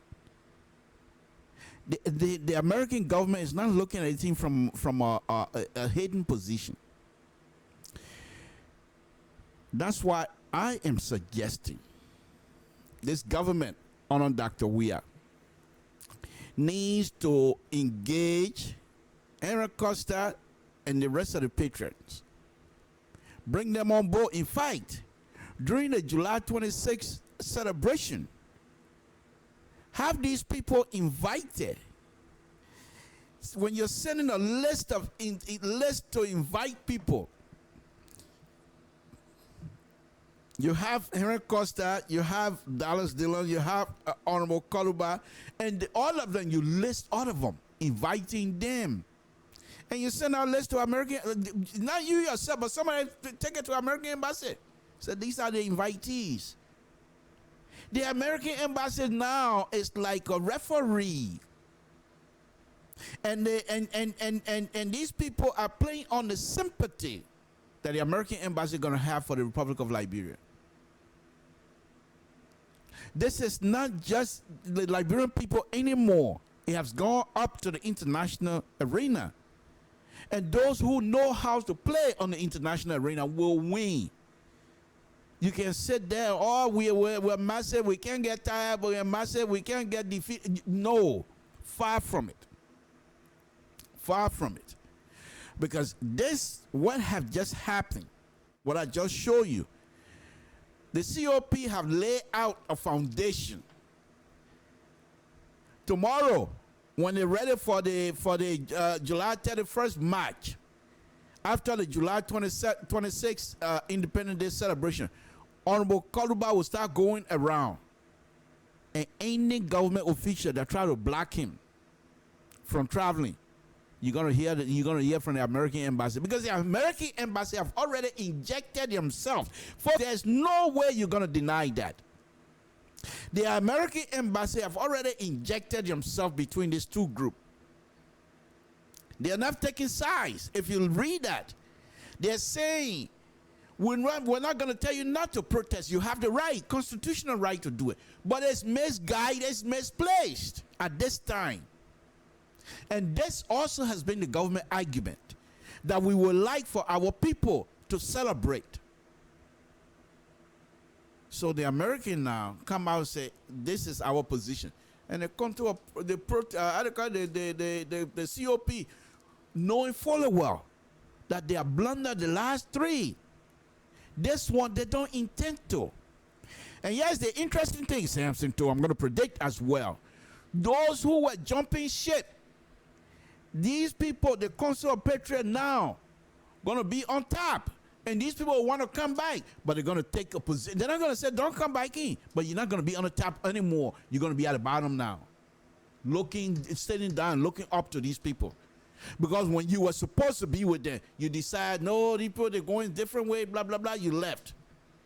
And now they have been totally recognized by the American embassy. In fact, in some of the statement here, they praise the COP of having a June 7 numbers. You think they're going to disguise that in their deliberation with them, in their conversation with them, in their engagement with COP? They're going to disguise the fact that COP was able to put up a huge number in Liberia without anybody getting hurt. You think that's going to go miss, the American government going to miss that? No, it's in their book. And when they're ready for this year, at the end of this year, the State Department, when they're ready to report, when they're ready to give their report out about Liberia, they praise it, they're going to put on COP. You will not believe it. So I'm just saying again, once again, folks, Samson told Liberian Public Radio, I'm asking the government of the Republic of Liberia to engage. Because if they don't do that, they will be left behind. Because first of all, the international community will not allow you to squeeze the COP. No, it's not going to happen. And you know fully well, if the COP put another group of people out there, you're going to have issue. Now, here's the interesting qualification on all of the statement that I've made. And then I'll put my number up for you to give me a call. I heard the election is going to be on the 29th. The election report on the 29th, the rumors that are going to be coming up on the 29th. If COP people, if Dallas Dillon and Madam Ure win, CDC, just find yourself a nice place where you will lay down and rest yourself. Because those of us that support the pro-poor agenda, our phone will not start ringing. And you calling Dr. Weah, and calling Dr. Weah, you will feel him whooping, will whoop him again. They will not stop. But if they switch and CDC able to maintain those positions, because the two positions just belong to CDC and they used to be member of CDC. So if CDC maintain those two positions, the Council of Patriot, the only thing they got to hang on is this communication that came from the American embassy recognizing their right to protest. And you can't put police against these people. If the American embassy already recognized that.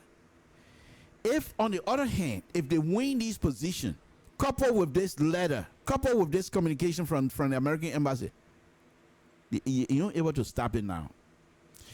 But if Dr. Weah engaged them now, using the American embassy backdoor channel, whatever channel you have, use them so that you will meet with them. It doesn't mean you're giving in to anything. Because this is what I also going to predict.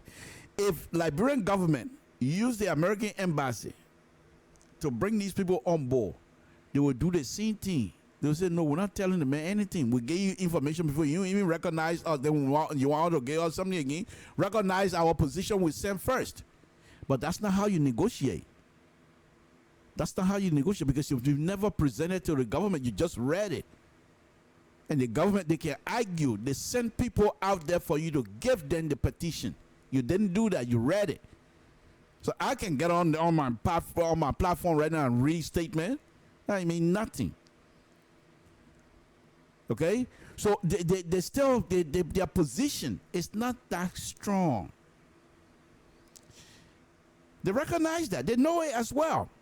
But if Dr. We are engaged in, they will know that this is not Banana Republic. This is a government that is duly elected. They will respect that.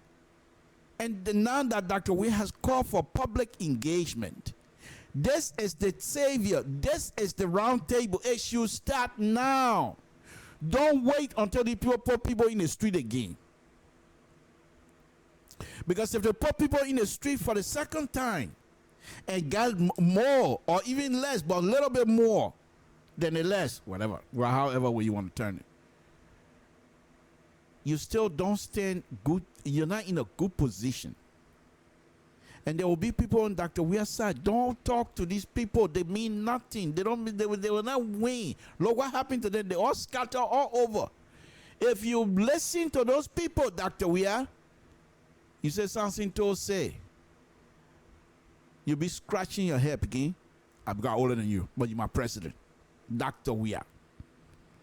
You'll be scratching your head because you'll say, what happened? Listen to the voices that are telling you, that are asking you for cooperation instead of confrontation. The voices that are telling you, you yourself, you stated that this country have gone through a lot. We don't need any more. Let's talk. Talking is better. Fighting can move nothing. And all of these things that you've been doing, building this road, putting quota here, putting black tap here, putting the other people building up, fighting start just now, all the things will be damaged. And it's going to be on your watch. You told us you can't even kill fly. You able to tell people to go shoot people's children? So why even put yourself in that kind of position? Talk to them. I'm saying it again. Once you offer to talk, most of these people will not want to talk. Because when they start talking, people will recognize them that, oh, that's who they are. They are not really patriots. They are here for something else. But that can only be exposed through conversation. Other than that, you ain't going nowhere, Liberia. Samson told LeBron Public, let me go ahead and put my number up.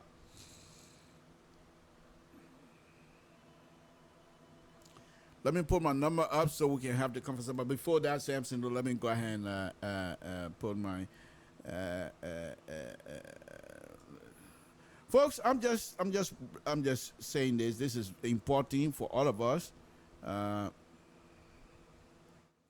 This is important for all of us to have these kinds of conversation. Okay. All right, so I'm ready. Let me put the number up. Samson told LeBron Public Radio, what on your mind? Let me know, and let's talk about it. Samson told LeBron Public Radio, my number up there. Okay? Give me a call. Whoops. Oh, I can't do that, eh? Okay, hold on. Don't go yet. I come in. Be there, driver, be there. Be there. Well, with that, I won't worry. Yeah? He said, then Dr. said, as soon as the driver stopped speeding, he said, but what wrong with you? You want chaos? You think we want to live? And I said, but hey, I'm going to worry again. Samson told us from Public Radio. Yes, my number. Give me a call. 916-533-2048. I'm ready to take your call. Go ahead, give me a call. But anyway, folks, on a very serious note, these are kinds of conversations that we need to have. I am suggesting to this government, it's better conversation than confrontation. We're not measuring arms here. You know what Freetown Man said? When you tell Freetown Man, he said, I taller than you. He said, no, forget it. Let's measure from the shoulder on the top of the head. Forget about the legs. The legs don't contribute anything. They just make you walk. But let's do the measurement from here to the top of the head. We're in the brain. Then you can tell me you're taller than me. Okay?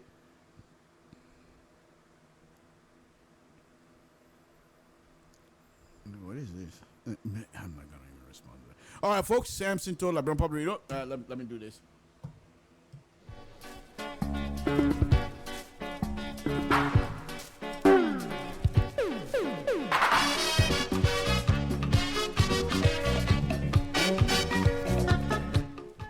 Okay, folks, Samson told LIBERIA Public tomorrow, very early, Mr. So is going to host the young people in, I believe, in Morocco, the students, the Liberian students that are going through a lot of issues over there in Morocco. They will be on Mr. So show tomorrow. So make sure you tune in at 11 Eastern time, and he will be your host then, and he will give you some information as well. But tune in tomorrow on LIBERIA Public Radio, where Mr. So will be hosting these young people from Morocco, all the way from Morocco.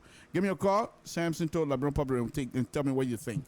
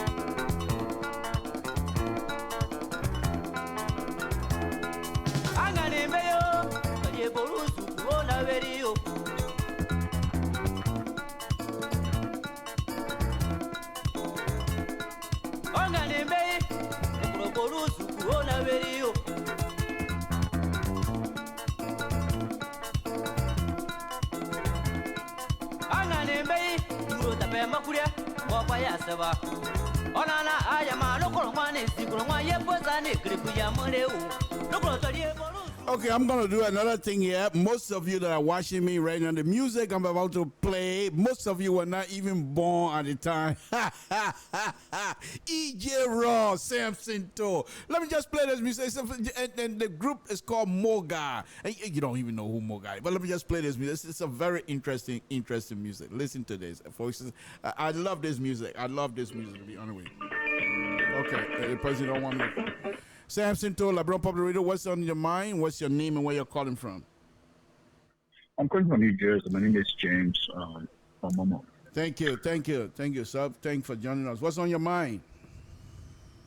Well, I've been following your discussions about the government engagement with COP. And the need for the city mayor to go to school because people who are in government seems not to be representing the government well or our country well. No. Hold on. That's not what I said when I talk about school. No, I'm talking about Jefferson. Yeah, I'm talking about Jefferson. Yeah, but if you're gonna say what I say about Jefferson Kochi going to school, it has nothing to do with performing in the government. My thing is, I said Jefferson Kochi need to go to school because eventually he's going to meet Henry Costa, and if he's not prepared, and he's continuing to give us the bunch of adjectives and things, that's the way to talk. And at that time, a young man like you, when Jefferson Kochi and Henry Costa are ready to meet, young man like you will be in Liberia, and you will demand that these people come for debate. And that's the point that I'm making. Go ahead. Okay. All right. Yeah. Okay. I apologize for misquoting you. But the point I'm trying to make here is that the point you make about the need for the government to engage with COP. Look, by now, we are government should understand that the COP is not a potential, capable, and influential opposition in our country. They should not take that for granted. Okay, they do have their own followers. When we look at the population of Liberia now, it seems to be that Liberia is divided into two different categories. the followers of George Weah and those who are who are following COP. And like you rightly said, this is the time for them to really engage them, and using the U.S. embassy as mediator in the process would be very, very significant in favor of the government of Liberia. But it's so sad, Mr. Toole, that it seems to be like the government is not even proactive in making sure that they can engage these people. They're still taking COP like just another group of people, and that's not the case. These people are now potential people in our country that do have a trump card to make a political decision. Look, here's another point. Since these people, and I wanted to make that correction. You said that the statement was not officially presented. Yeah, it was presented. Somebody in President Weah's office signed for the document, the communication. Okay. Thank you for bringing that to my attention. I didn't know that, but thanks. Okay. But now the thing is, from the day the COP made this presentation to the government, President Weah had not come up one day to even convince them to say, look, I understand the conditions you two are laying. We are prepared to work together. What your ideas are, how can we work together to make sure that this thing goes right? They don't even care about that. They're not even doing that. And they have to understand that you and I sit in the United States. The Republic of Liberia is not CDC. It's not. President Weah is the president of the Republic of Liberia.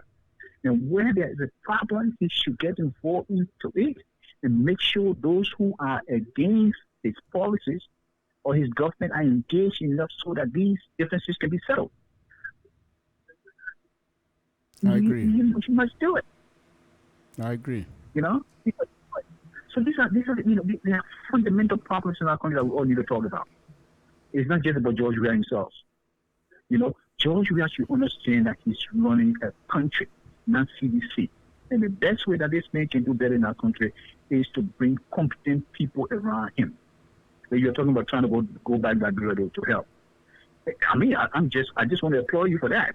If your wife can allow you to do so. Because George Weah needs competent people. This is not about Segway. No, you cannot run Liberia through Segway. I mean, now what? They won't cut it. Yeah. This is where we are. I agree. And the thing here, Mr. Toole, is that the downtrend of this country will not only affect those that live in Liberia, it will affect you and myself. It's affecting us now because people still sending money. He's still sending money. It is. And these are things that we all need to talk about. But the thing about it is, again, when you have followers in government that are looking at George Weah as a hero, they cannot stand before him and tell him what is wrong. George Weah is living, he's living behind the curtain. He's living behind the curtain. He doesn't really know what is happening out there. Let me push back on that a little bit, my brother. And like I said, I appreciate you guys bringing these things up. But when you're talking about living behind a curtain, who pulls that curtain up? If us, those, not even me, but those people that consider themselves educated, those people that think, say, oh, anyone be president, let you be president, they put up the curtains. And so those who want to utilize their own, seek their own interests, they say, oh, look at the people put on the curtain, stay behind us. We will defend the curtain. And they put the curtain back there. So it is us, Liberian people, that we ourselves must be genuine if we're dealing with Dr. Weah. But you go on Facebook, and Dr. Weah is an average Facebook lover. You go on Facebook, people cussing him. There's nobody just making any kind of good suggestion. People cussing each other. So what do you want? For me, to be honest with you, I think the young people, the educated young people among you guys, the real young people that have because look at the kind of time. What time is it over there? Is what is it? You're talking up what 9 something, almost 10 o'clock over there, and on a Friday evening, my man. And you're young from just listening to your voice. You're not that old. You're young. And when I was your age, Friday evening 9 o'clock, I'm already out. But here you are, still engaging talking about Liberia. The point that I'm making here is not that you don't have anything to do, but you care for the country. When were you guys, even the educated Liberians here, forget this EULA business. When will you guys put yourself together as a young professionals, Liberians, and offer your services to the Republic of Liberia? Let it not just be an individual thing. Put the group together. First of all, you don't have to say whether CDC, Liberty, it doesn't matter. Make it known that this is the group, this is what we want to do. We're seeking to help this government. Because if this government fails, what makes you think Liberia is not failing? So you can't wait until the next 6 years and then say, oh, now it's our turn. We can't do that. Mr. Let me just comment. Let me just say this. Let me just say this, Mr. Toh. For me personally, when Ellen Johnson said he was president, I went to Liberia because my profession is in health. I went to Liberia and saw diabetes killing people in our country. There was no institution built there to cater to the needs of people with diabetes. I went back home. That project is costing me up to $30,000 of my own money. I opened the diabetes program in Liberia that's catering to people with diabetes today because there's no institution built. So it shows you how some of us, despite the distance away, we are very close to Liberia. But the environment has to be created. You know, and I will never forget, Mr. Tu. I went to Liberia when Ellen was president. Ellen and I were sitting in the same church, Methodist church, where I talked about diabetes for almost about 20 minutes. The pastor gave me the opportunity to do so. And it was that lady was sitting there like it was wasting water on dog bags. Exactly. There was no scope. You know, so this is the kind of environment we have. And again, you know, like the kid is Josh Weah is our generation. He may be older than me, but he's our generation. But the thing about it is, Josh Weah has to look around himself and really, really bring competent people to work. Like you're sitting there, you're an engineer. You know, people are building bridges, and after 6 months, they're breaking down. Yeah. And you say they spend $48,000. It's funny, but it's bad. I know. I understand. You know? But that's Josh Weah needs to call. Look, I'm asking. I hope he's listening, or any of his supporters are listening. Josh Weah needs to call a professional conference in Liberia where he can build a unified government with technocrats and academics in our country.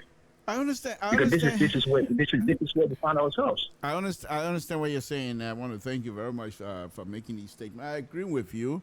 However, I think why I do think that you guys need to do this as a group. I also, when I say these things, then I put my foot in my own mouth, because if you were even successful in organizing a group of professional Liberians here with different background, and when you decide to talk to the people over there, first of all, those who are in the circle of Dr. Weah gonna resist you. They're not gonna let you get closer to him. So I understand that, but the point that I'm trying to make is, if these things are happening, if you have a strong professionals strong here, you don't necessarily have to go through Natero McGay and all the other people. You go straight to the international community and explain to them what, with your group, with all of the bios from your group, those people look at those kinds of information. You got to bind a foot of young Liberians, educated Liberians, those who have proven records that they can do things, and you have a binder full of those young people. You go present it to ECOWAS president, say, look, this is what we want to do, but if we go over there, these people are going to turn us down. They will tell you, say, okay, follow me, because they themselves want to see Liberia succeed, because if not, they're not moving anywhere either. They will tell you, say, follow me. Even you don't have to go to go to USAID and explain the process. They will be able to help you. Go to the State Department here. Because then people, they want to save their money. They don't want to send money to Liberia all the time. And if they find people who are willing to contribute to make sure Liberia gets certain things, they will follow. Okay? So, but my brother, that's what we're going to be. We'll just continue to talk. That's it. But well, thank you. Yeah, that's right. Thank you. Because I have to open my beamer right now. I got my Kesali ready somewhere waiting for me. My friend, you did a good man. So but thank you, my brother. I appreciate it. It's okay. It's all right. Okay. Again, folks, Samson to LeBron Pablo, give me a call. My number is OP.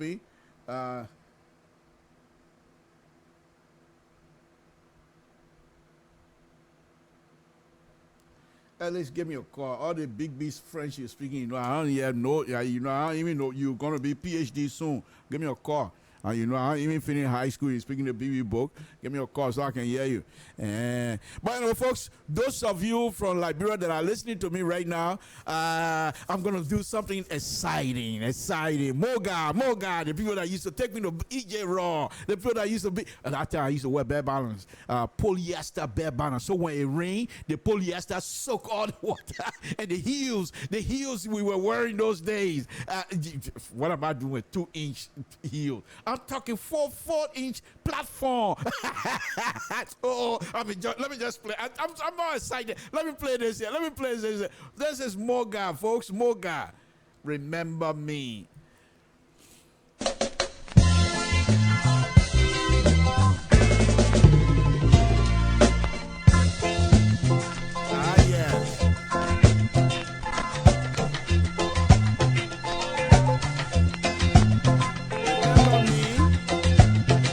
Remember me, I'm the one over your weeping eyes.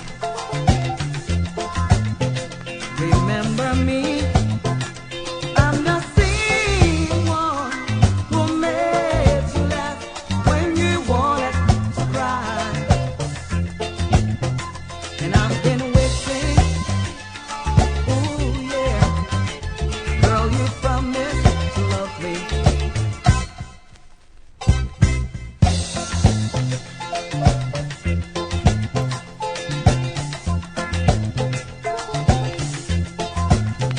Remember me, I'm the one who's begging for you.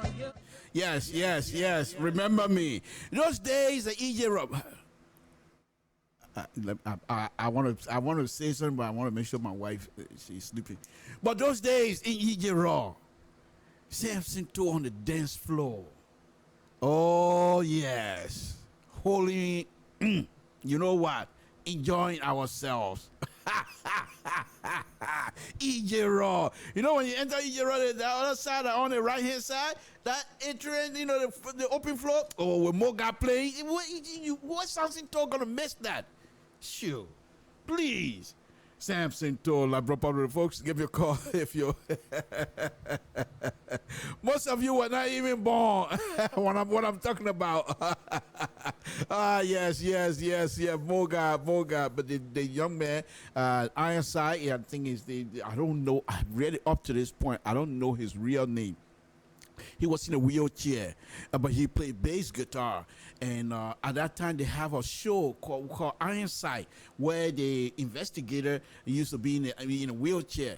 And people just named this guy Ironside, and he just stuck. Okay. Samson Toll, LIBERIA Public Radio President Alex Yala, good evening, welcome. You're calling on LIBERIA Public Radio, or you're calling for a personal thing here? Samson Toll got to submit himself to the president. I know you are on air, bro. I'm calling to make a point. How you doing? Not bad.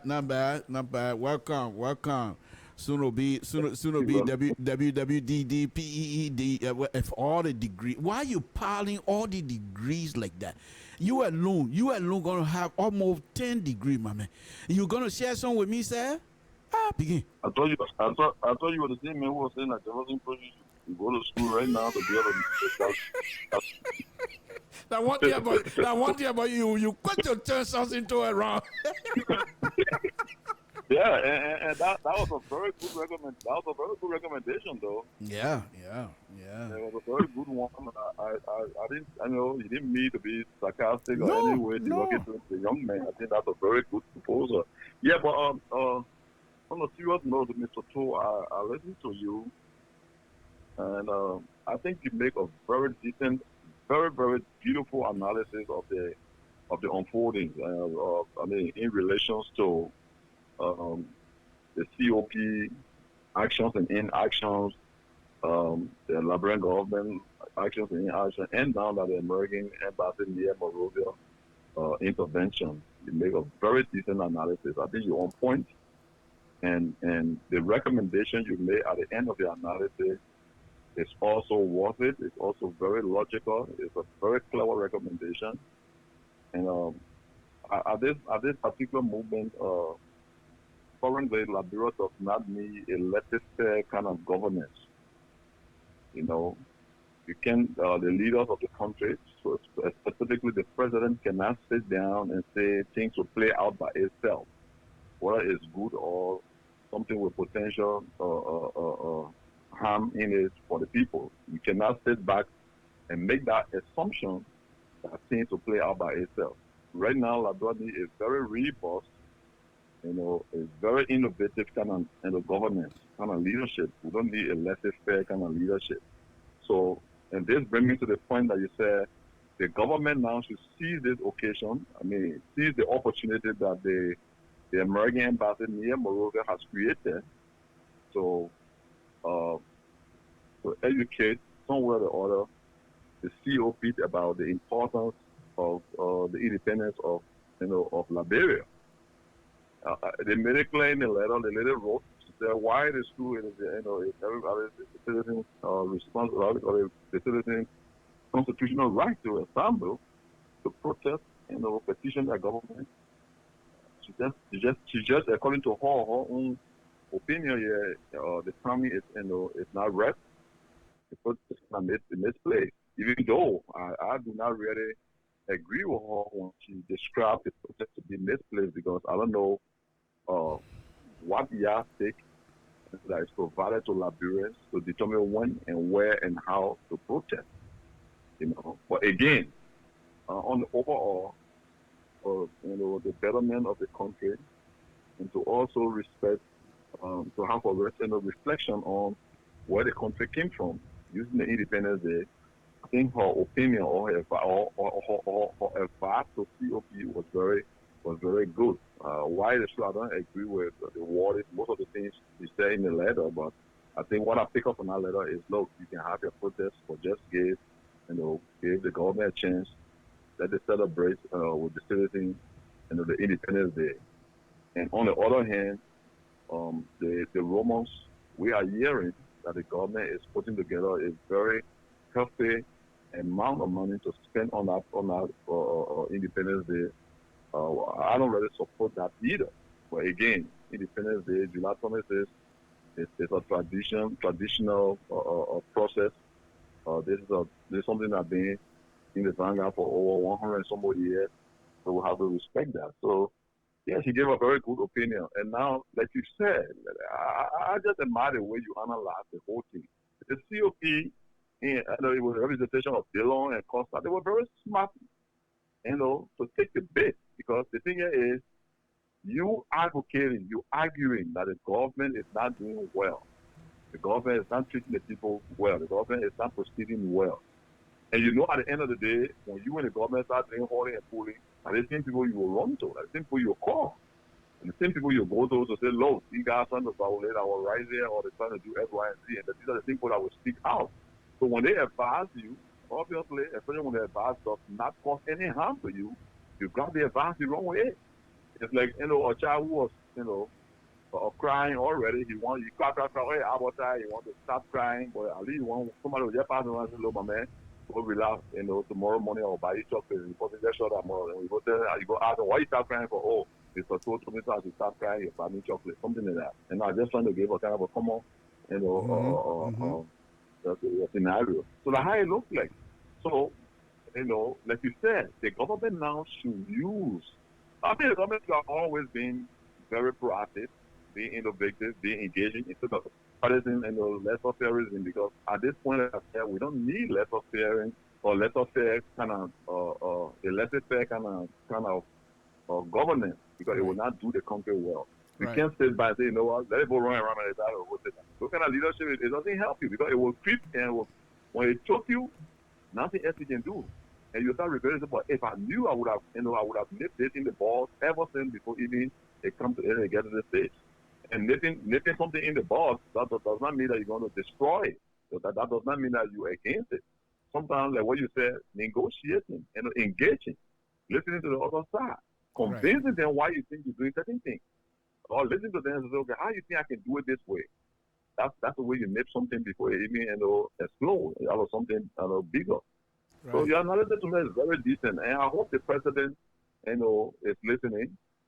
Like the other caller came on to correct you when you said the government can always argue that it did not get the petition because COP missed out by not giving the petition. Yes, a lot of people frown on what COP did. I don't think that was a very good move because they were not decisive. If you look at them on the stage that day, one person said gave it, other person said no, don't do that. And I think the idea of demanding local action deal was not even part of the process, but it was just erratically brought into the process by Women Pay.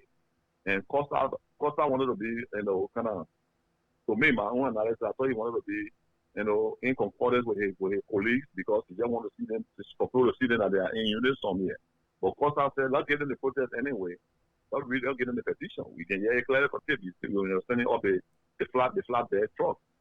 So they missed out on that. However, they managed to, read it out, like the other caller said, and they also went to the president's office and gave it to somebody signed for it. So yes, we can say, by that account, the government has it. And in fact, the government functionary in the person of what they call him, the newly appointed Solicitor General, they mentioned that. In fact, one of the reasons why they're going to start running behind people who they perceive to be corrupt or vis-a-vis LACC or GAC report,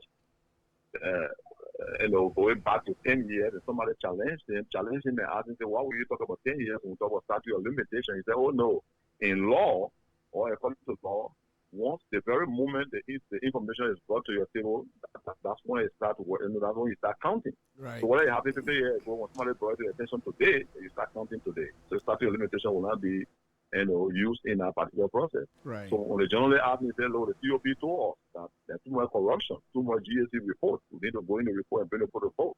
So you see now you are voting for the COP petition because that's one of the petition items. Right. That the government should follow all the other reports and bring it for the vote, including the most recent GSC report that came on the $25 million. So if the Solicitor General can come up and say, look, we're going to be looking at the GSC report even back 10 years, only because now it was proper authentic, then we can 100% guarantee that government received their petition. Yeah, but Mr. Tolu, you did good tonight. What do you mean you did good tonight? Why can't you say you always? No, you always try your best. You always do, but sometimes we can always find some holes in your analysis. Yeah, but I'm a liberal. My views are always good. Liberal views are always good. You people, you're conservative. You ain't faster than your conservative. Son, your own. No. What I'm saying here, Mr. I'm not saying your views are not good. When you analyze a situation, you use a whole lot of different methods. You use presumption sometimes. You make some assumptions sometimes. Tonight, all your presumption, your assumptions, your calculation, everything is just because those are total ideas tonight, Mr. Yala. So except for the part you said, the government did not receive their blah blah blah blah blah, and they came and make that point. I think you agree with him. Yeah, no, I agree. Yeah. Okay. The point I already made. I just made concerning the people when he made mention the COP request that they should go to audit report. How do you reference the COP request to follow the audit report and bring forward the book if you did not receive it? So you just tell them that the government received it. Okay. Yeah. All now right, to conclude, your recommendation that many young guys, around in LIBERIA now who are with the starter course should find their way back to school, especially for those who did not complete school. And when I say complete school, I mean in the term of at least completing a first degree. Your advice to them go back to school is timely. It makes a lot of sense. Because yes, that's one way they can prepare themselves for the battle ahead. I mean, this is a party that they struggle for. They've been in the trenches and all the places, and the party came to leadership. I think they should leverage on that, and ask the government to help them to go out there to study. And they can go and study and come back. In fact, they will be the new face of the party. They want the party to exactly. What I'm saying something, Mr. Tony, the reason I agree with you, the decimation of political parties in Africa, specifically Liberia, is just like at a fingertip. And I will tell you, I can give you an example. There were many strong political parties that came into the democratic process in Liberia, and today they are gone. We can see trace of them, like the Mate NDPL, which even the very UP just trying to hang on something that way. There's To no, be young guys, those are not those are not institutions. They build individuals. Just yesterday we read in the newspaper they could not pay their bill because one of their headquarters in I think Manga, one of those counties there. So that tell you that party is dead and gone. Right. NDPL and left, 2 weeks party is gone. Yeah. The MPP, the massive MPP that Taylor brought from all the way from Libya, whatever he brought in the place that was his MPP today. Right. So the destination of parties, you know, and that's why I keep advising my fellow, we should not discuss the issue of Liberia, you know, on party line. We should not, you know, we should divorce our discourses, you know, of partisan, because it will not help to solve the problem. I agree that you must have different views on a situation that is unfolding, or we might have different ways to solve the problem. But if we want to do it party way, then we will not help our people, because obviously you will say, okay, because this is my party, and once my party not moving and not moving, at the end of the day, you're supposed to be moving as an individual Liberian to solve the problem, to help to solve the problem, but you don't want to move because the party is not moving. Okay. Then the problem remains there. Right. You know. So again, we need to divorce these discourses of intellectualism. I mean, of intellectualism in the sense of like, you know, of like, you know, intellectualizing the whole suffering. I mean, the hardship. It's difficult in the economic situation, you know, you want to just intellectualize it and convince, oh man, we'll be okay tomorrow. No, we'll be okay tomorrow. It's not a sufficient statement. Right. Show me the formula that will prove to me that yes, it will be okay tomorrow. Right. You Okay. know? Or it will be so bad tomorrow. So people say it will be so bad tomorrow, so it's not sufficient. Show me the formulas I wish if we don't add 1 plus 1 to get 2, that will make the economy a bit more worse. Those are the things, you know, we should be looking forward to. They will say, oh, me, I feel a CDC now, so I don't want to have any discussion with the other men from across the aisle, because right now CDC in power. Anything CDC does is good. And you know somebody CDC will be doing or CDC is doing is not good, but you don't want to say it because you want to be very sycophantic, you want to be, you know, a party lawyer, and you know the party is not doing the right thing. And that's what's been causing a lot of problems for Liberia, the political affairs in our country, because people don't want to look in their party and say, no, you're going in the wrong direction. That's not why we, you know, that's not the bargain we have with the people. They don't want to say those things. All right. Well, thank you. Okay, Alex. Thanks a lot. I appreciate it. I'll back to listen. Yeah, thank you. Thank you. Again, that's President Alex Yala. The music I'm about ready to play now, this music takes me back to Toad Town. And some of you were like 3 years old when this music started, when the music came to play. Ah, yes. Take me back to Toad Town, this music. It's a wonderful, wonderful music. Listen to it.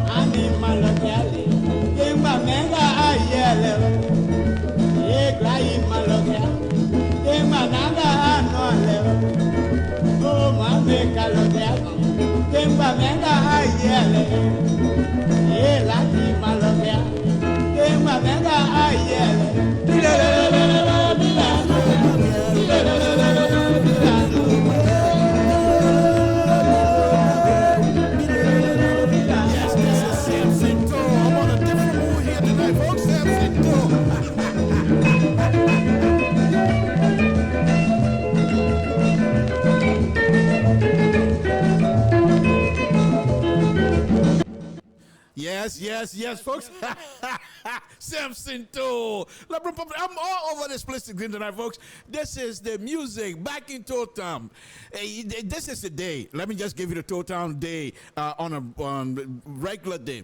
Go to school in the morning, come home, refuse to go on the farm with my mom and dad. I'm in Totem, going to the gate because Totem had two gates. One gate going to Zvedru and the other gate that going to Ivory Coast. So I'm right there, and I'm there, and these people are selling liquor. And usually the way they advertise the liquor and stuff like that, these truck comes in with this music, and as soon as the truck comes in, you can hear the truck from all the way down Totem, and then you start running to the gate. Be a little in town, and then you get there. I love it. Anyway, let me play you another one. Then we can move on here, folks. Samson, I'm on here again tonight. This one, this guy is Morris Dolly. Morris Dolly, it's very, very, he inspired my own brother Robert too, and the rest of the musicians that came after him, because he was very good. Now listen to this one. This is just wonderful this afternoon. Samson told LIBERIA Public Radio, I'm on it. Listen to this, Morris Dolly.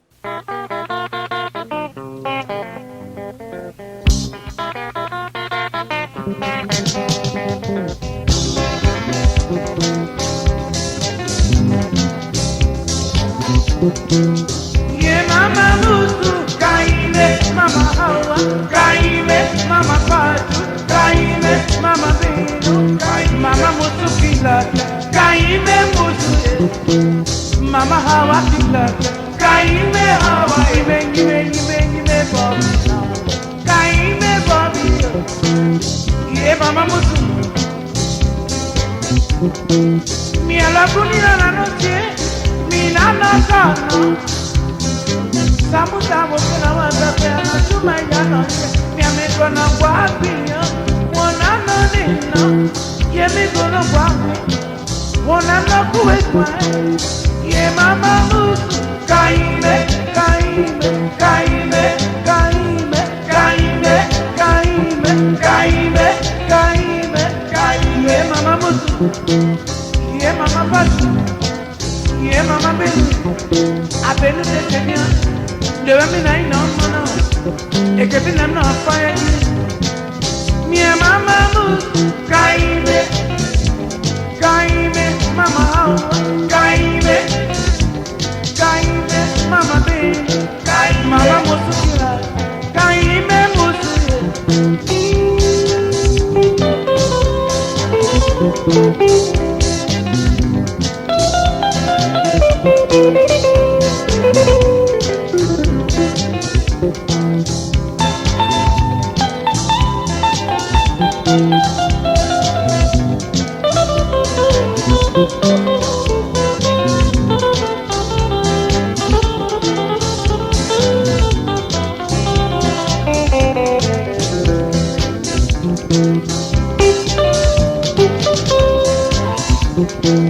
Just a me do la yene.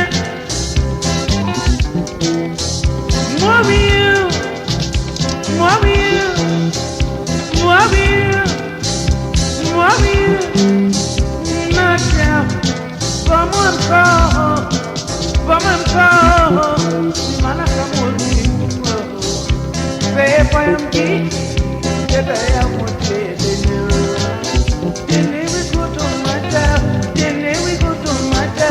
then we go to my town. Yeah, mama, kaime, kaime, kaime, kaime, kaime, kaime, kaime, mama musu kita, kaime musu, Mama patu kila kaime patu nime babina kaime babina me mona mjanyana eke bitwe fanya kiyo. Folks, that was music. Music was music then. None of this day, they woman this way and part that way. Nothing like that. These are the, oh my goodness. Now, the interesting thing about it was very serious, very serious. In Town those days, they have two Lebanese guy on a store in Town. So people from Ivory Coast will come to Town to buy. They have two gas stations. Oh yes, one of my best friends. He's the Mango boy called Seri Saka. He's one of the Saka family from the Groy Tapeta era. But anyway, he and I we grew up together in Totem. Best friend. I call him Bekube. But anyway, this guy he's a good gas setter, and he works hard. But he has an issue. Seri has an issue where he would go to at that time they have two gas stations. Texaco and I'm cool. Something like Texaco, city back to Texaco and another gas station. By the way, said he would go from Texaco to this other gas station. He just fired himself. I'm leaving. Then the other guy, the other 11 men will hire him. It was you know what they do those days? I mean, in Total, it's not one of the things you come and pump the gas, hold the thing in front of the engine, the electrical. No, it's one of the bokafaka fugova. I look at these young people. I take my son to the gas station. He's put the thing there, plug it in, and then put it in his pocket. Are you kidding me? Those days you have to go, you know, and the gas come up into the ball like it's a gallon, and when you let it, you push the button on the other side, and then they empty the gas up. My goodness, those are the days. But anyway, the point here, folks, before I let go here, the point here is. When these trucks that sell the liquor, when they come to Town, okay, they want to make sure that people hear their music, so you will come around because besides the two stores in Town, they have shops in the city in Town itself. So people from the shop they come and buy the liquor straight from the truck instead of buying it from the 11 men. They come and buy it straight from. It's cheaper that way. So when the truck comes and they put the music on. I don't drink. I'm not there to drink. I'm there to listen to the music and enjoy myself. So this truck, one of the funny thing is that Samson told, I used to be bad. One of the funny things I used to tell the truck driver, the other guy that owned a shop in Total, I would tell the truck, just so that I would enjoy the music, I would tell the truck, I said, the guy, he gone to the farm. But he said, when you come, I'm going to tell you, wait for him. He wanted to spend at least $50 to buy liquor. The guys would sit down and they play the music. True story of both Sam's into LIBERIA Public Radio. Yeah, sometimes sometimes you're driving on a long distance driving after working hard, and sometimes you're driving a long distance and these things come to mind. You're just laughing all by yourself, you know. And if you will believe me, and it's, oh yeah, okay, we'll wait. And they would sit there and wait, hoping this guy will come and buy this $50 worth of liquor. And I have another music here before I play my brother music, before I let go of this evening. I have another one here, but this one is more, like for example, it was made back in 1975. This other Morris Dollar music came, I think, 2 or 3 years. I was very young, very young. 2 or 3 years after Morris Dollar made another music. I think it was, if I'm not mistaken, I think it was President Tubman's birthday. I want to go with President Tubman. I want to go to something like that. I want to go to Grangie there and blah, blah, something was Tubman's birthday in I don't know what year it was, but I remember that music. But anyway, folks, this is just wonderful thing here this afternoon. I'll play the one last one, then I'll play my brother music, and then we're gonna get out of here. Those of you that want to stay with me, just stay here a few more minutes, and we'll be out of here very shortly. Okay, let me see if I can even have that. No, I don't. So let me go ahead. Let me go ahead and just play more guy, one more. I think some of the civilized people among us, the quick people among us, maybe they will enjoy more guy. So let's listen to more guy a little bit. Then I'll play my brother music and we'll be out of here. It's been a wonderful evening where we come to have fun together about a very serious note. What is happening in Liberia? If we Liberians cannot take care of what is happening with us and expect other people to help us, we're going to be in this thing here for a very long time. For a very long time. They are the young Liberians that are here working, they're making good money. They don't have no reason to say they want to leave. Give the Liberian people and the Liberian government should give these young people reason to leave their $200,000, almost $250,000, $300,000 job to go make $50,000, to go make less than $50,000. They're sacrificing as it is. So you have to give them something. And most of the thing that you will give is most Liberian young people, they're not just here for the money. They want the freedom to be able to express themselves. You can't control that. You can't cut that into and say that's it. No. Sam Santo, let me play more God, then I'll play my brother music, and then we're out of here. Oh Lord. Just a thought of, ooh yeah, blow my mind. Remember me, girl, I'm willing to be your everything. It's now or never, ooh yeah, let's get together and love each other.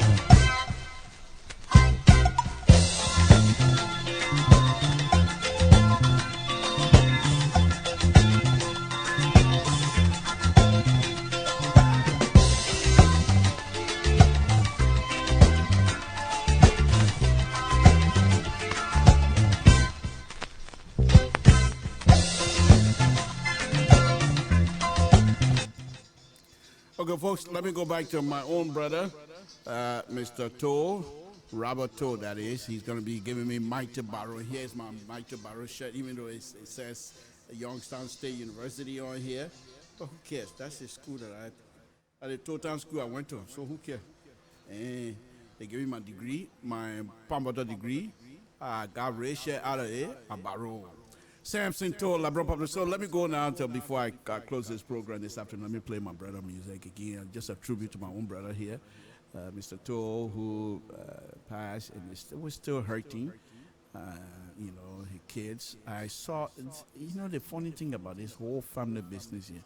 Some of the kids that was born, I wasn't even there. I don't know them, but they are my brother kids, and they don't even know me. But we'll try to meet someday. So let me go ahead and play his music for Samson Toll Labron Paredo. This is the young man, Mr. Toll, who it's hard. It's very hard to have these kinds of, you know, every time the music play, it's just difficult because I know. And the interesting thing about Robert Toll, when he was playing in Monrovia, he has a friend who also from our area called Dopa. He's from Sunny Wayne, but they both used to. They were so close, and they used to go out play and stuff. And Robert would come in the evening, and of course they where you coming from again? I'm coming from playing. You part that guitar business on whole day. But it turned out to be good for him. And his love for Barrow, his love for the Barrow team, it was unbelievable. It was unbelievable for him. People, in fact, if there's a game, say for example, if Barrow and IE playing and they're playing against Santo Maria was just a rough player. He was very strong, and Solomon like to play fancy. He doesn't push people around much, but he's very strong as well. So when they go ahead the ball sometimes, and Solomon says the robber will get real bad. He just kicked the man. He just knocked him out. What kind of business is this? And Solomon Sippler will get. But one of the things Solomon Sippler used to do that I really used to enjoy, he doesn't rush, but you can't go past him. And then Barrow have another guy called Fokke. He played number 2. The picking was just strong guy. I'm gonna bring Mama Musa on here. Who play for IE and he myself with that IE business. I don't like it much, but we'll bring him on here. The IE got some good players too. But Barrow, Kofi Bruce, Tieto. Oh man, those guys. Well, how you gonna not be a Barrow man in Liberia? How can you live in Liberia and want to be IE man? What kind of business is this? What is IE? Investable 11. Eh? What kind of business is it? Barrow is the best thing ever. I don't know right now, but Barrow. Then they can't bring Cedar. But man, St. Joseph Water Power, man, please, St. Joseph, please sit down, man. Yeah, we're ready for you. We'll call you. We whip them. Sit down. Hey, Batman, we play Batman a little bit because we consider Batman like our own little brother then. So we say, hey, sit down a little bit. We play Batman here. But when we're ready for IE, in Maria, when we're ready to whoop IE, it can be small whooping, but they got some players, good players. How about that? Santos Maria, Mama Musa, okay? They got people like Paul Brewer, strong guys. They're unbelievable. So I had Mama Musa on my radio show one time, and they got one guy. I think he was playing for St. Joseph Warrior or something, but they call him Kilda. This guy would kick and spread his legs. So I asked Mama Musa. Mama Musa know his name. So I asked him, I said, oh, this guy used to scare you. He said, no, they make him play. If you draw him one time, he can't run. So all he does is try to put fear in you. But for me, he know me. Time me 1 or 2 times, put the ball between your legs. He can't do anything with me again. So let me play my brother's music, Mighty Barrow. Mighty Barrow, always my champion. Mighty Barrow, the best champion ever Liberia ever had. I don't know where IE come from where. Then they go and pack IE with so good defender. Sabamaya there. The gate of Gibraltar. You can't pass in either. But IE were good. Okay. But when we're ready for them, at the Tottenham Stadium, something tall. I'll go around.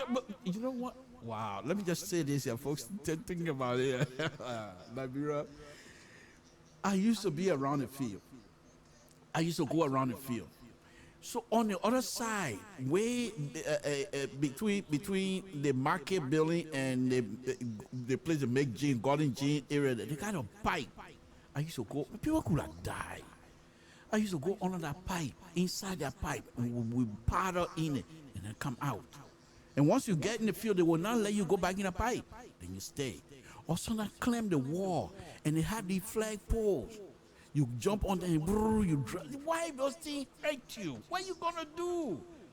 Oh my goodness! Think that people play around in Montreal, not easy. Just for football game business. Shit.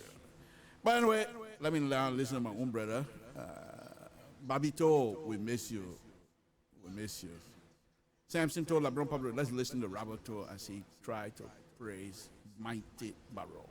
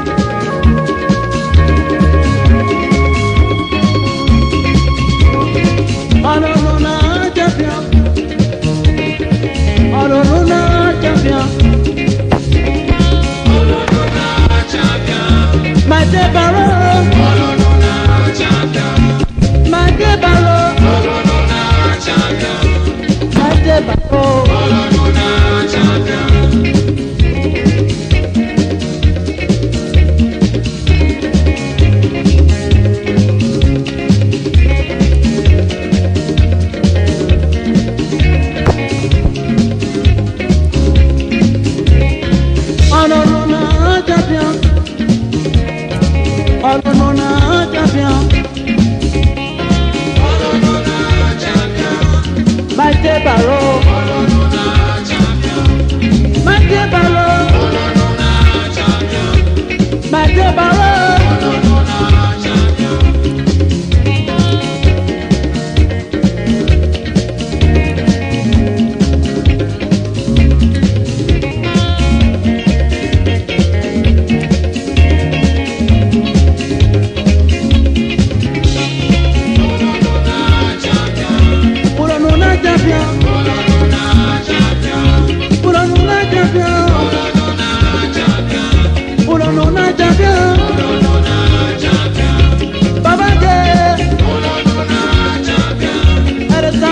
yo.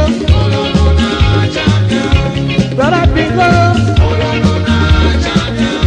Mother Brown. Christopher Nepe. Anthony Wisa. Betty Waka. Solomon Sepe. Kinsito. Like he said.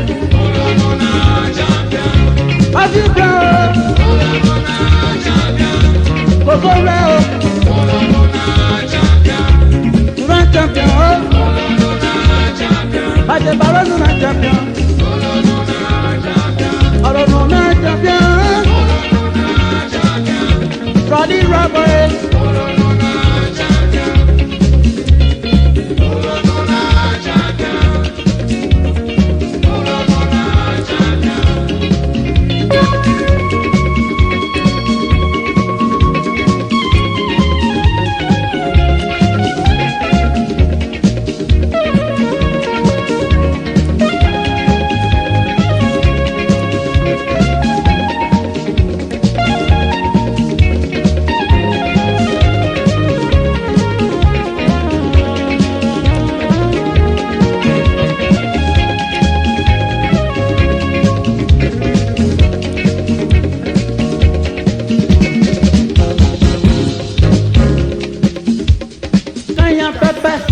Kaya Pepe, one day.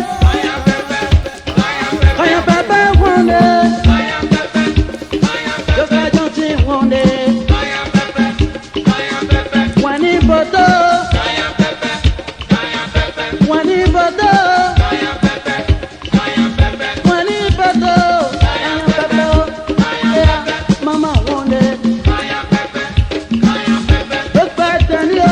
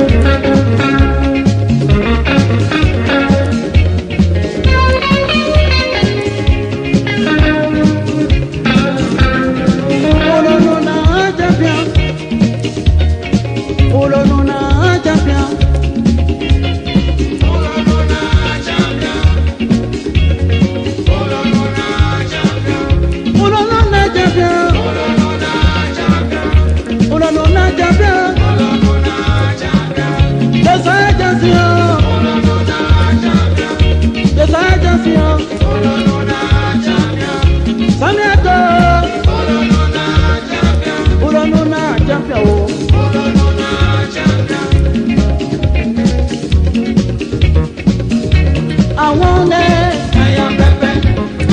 Kaya Pepe, want it. I want it. Kaya Pepe, want it. Kaya Pepe, want it.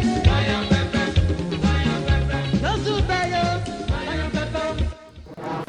Yep, you're so bad, Mike the Barrow. I drava, you're so bad. But anyway, one other last thing I want to say about my brother before I leave.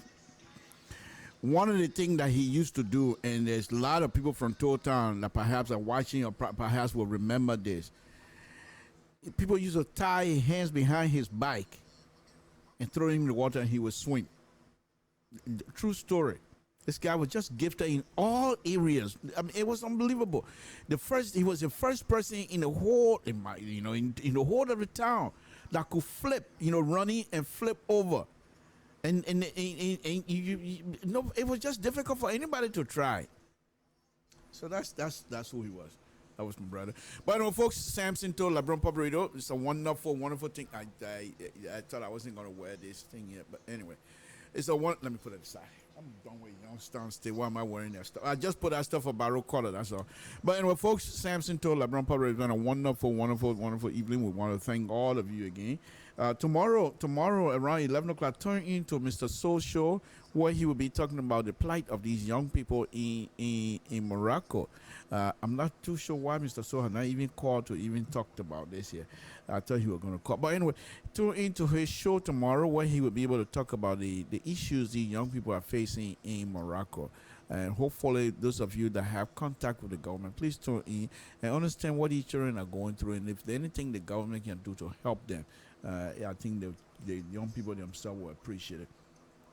Okay, and then I'm going to be bringing in Mama Musa here very shortly, and he and I, because they're going to be having something here for Josiah Johnson, and so folks, Maito Barrow,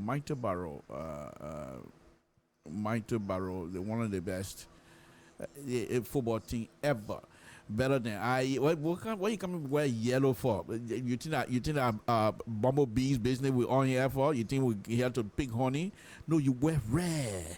And then when Africa come and see the red on you, they scare. Guinea come and see the red on you, they scare. But you see yellow, man, you get a poor honey, man, will be there. Samson, these are kinds of stuff that really used to bring fight in my household. When I used to say that, and my little brother was, because he's an IE man. When I say those kind of stuff, that's reason for fight. You don't fool around with your IE business either. And my other friend, everybody was IE man also.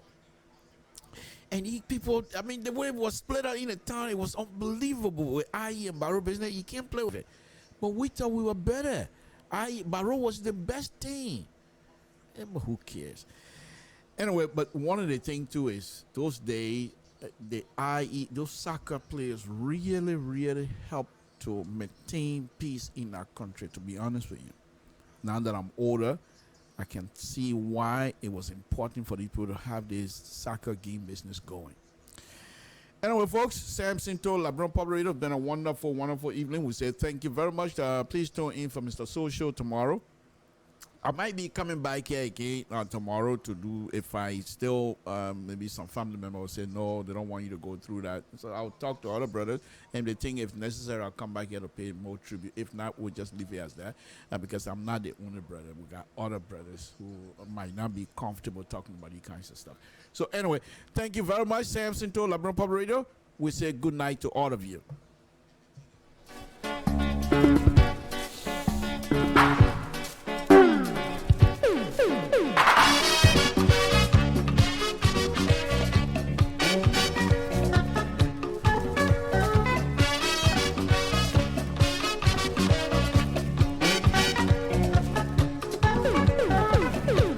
Matipi, enana, monyo kakora kanama.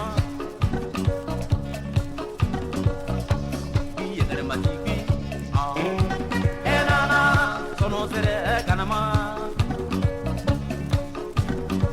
Pare pepi kuna, inana, pare wagi kanama. Baye jibo basogo, zakati ko pare monyo basogo. Basoko, Zakati, but I'm going to Basoko. Tumoana, but I do more protesting on Tumoana, but I want you to Moa, my able for a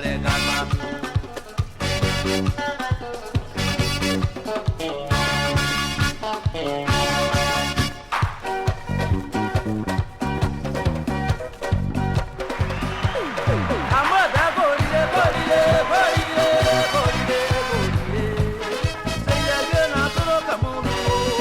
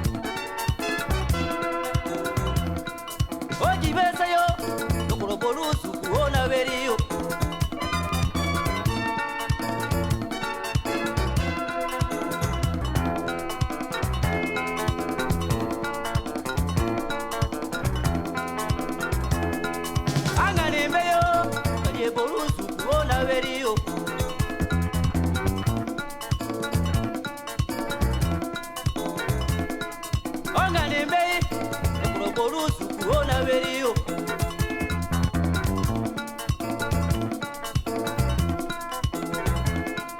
Angane bay, duro tape makuria, mokwa ya seba. Onana ayama lokolo mwane sikulo mwa ye poza ne kribu ya mreu. Lokolo toliye bolu suku. Suku ogere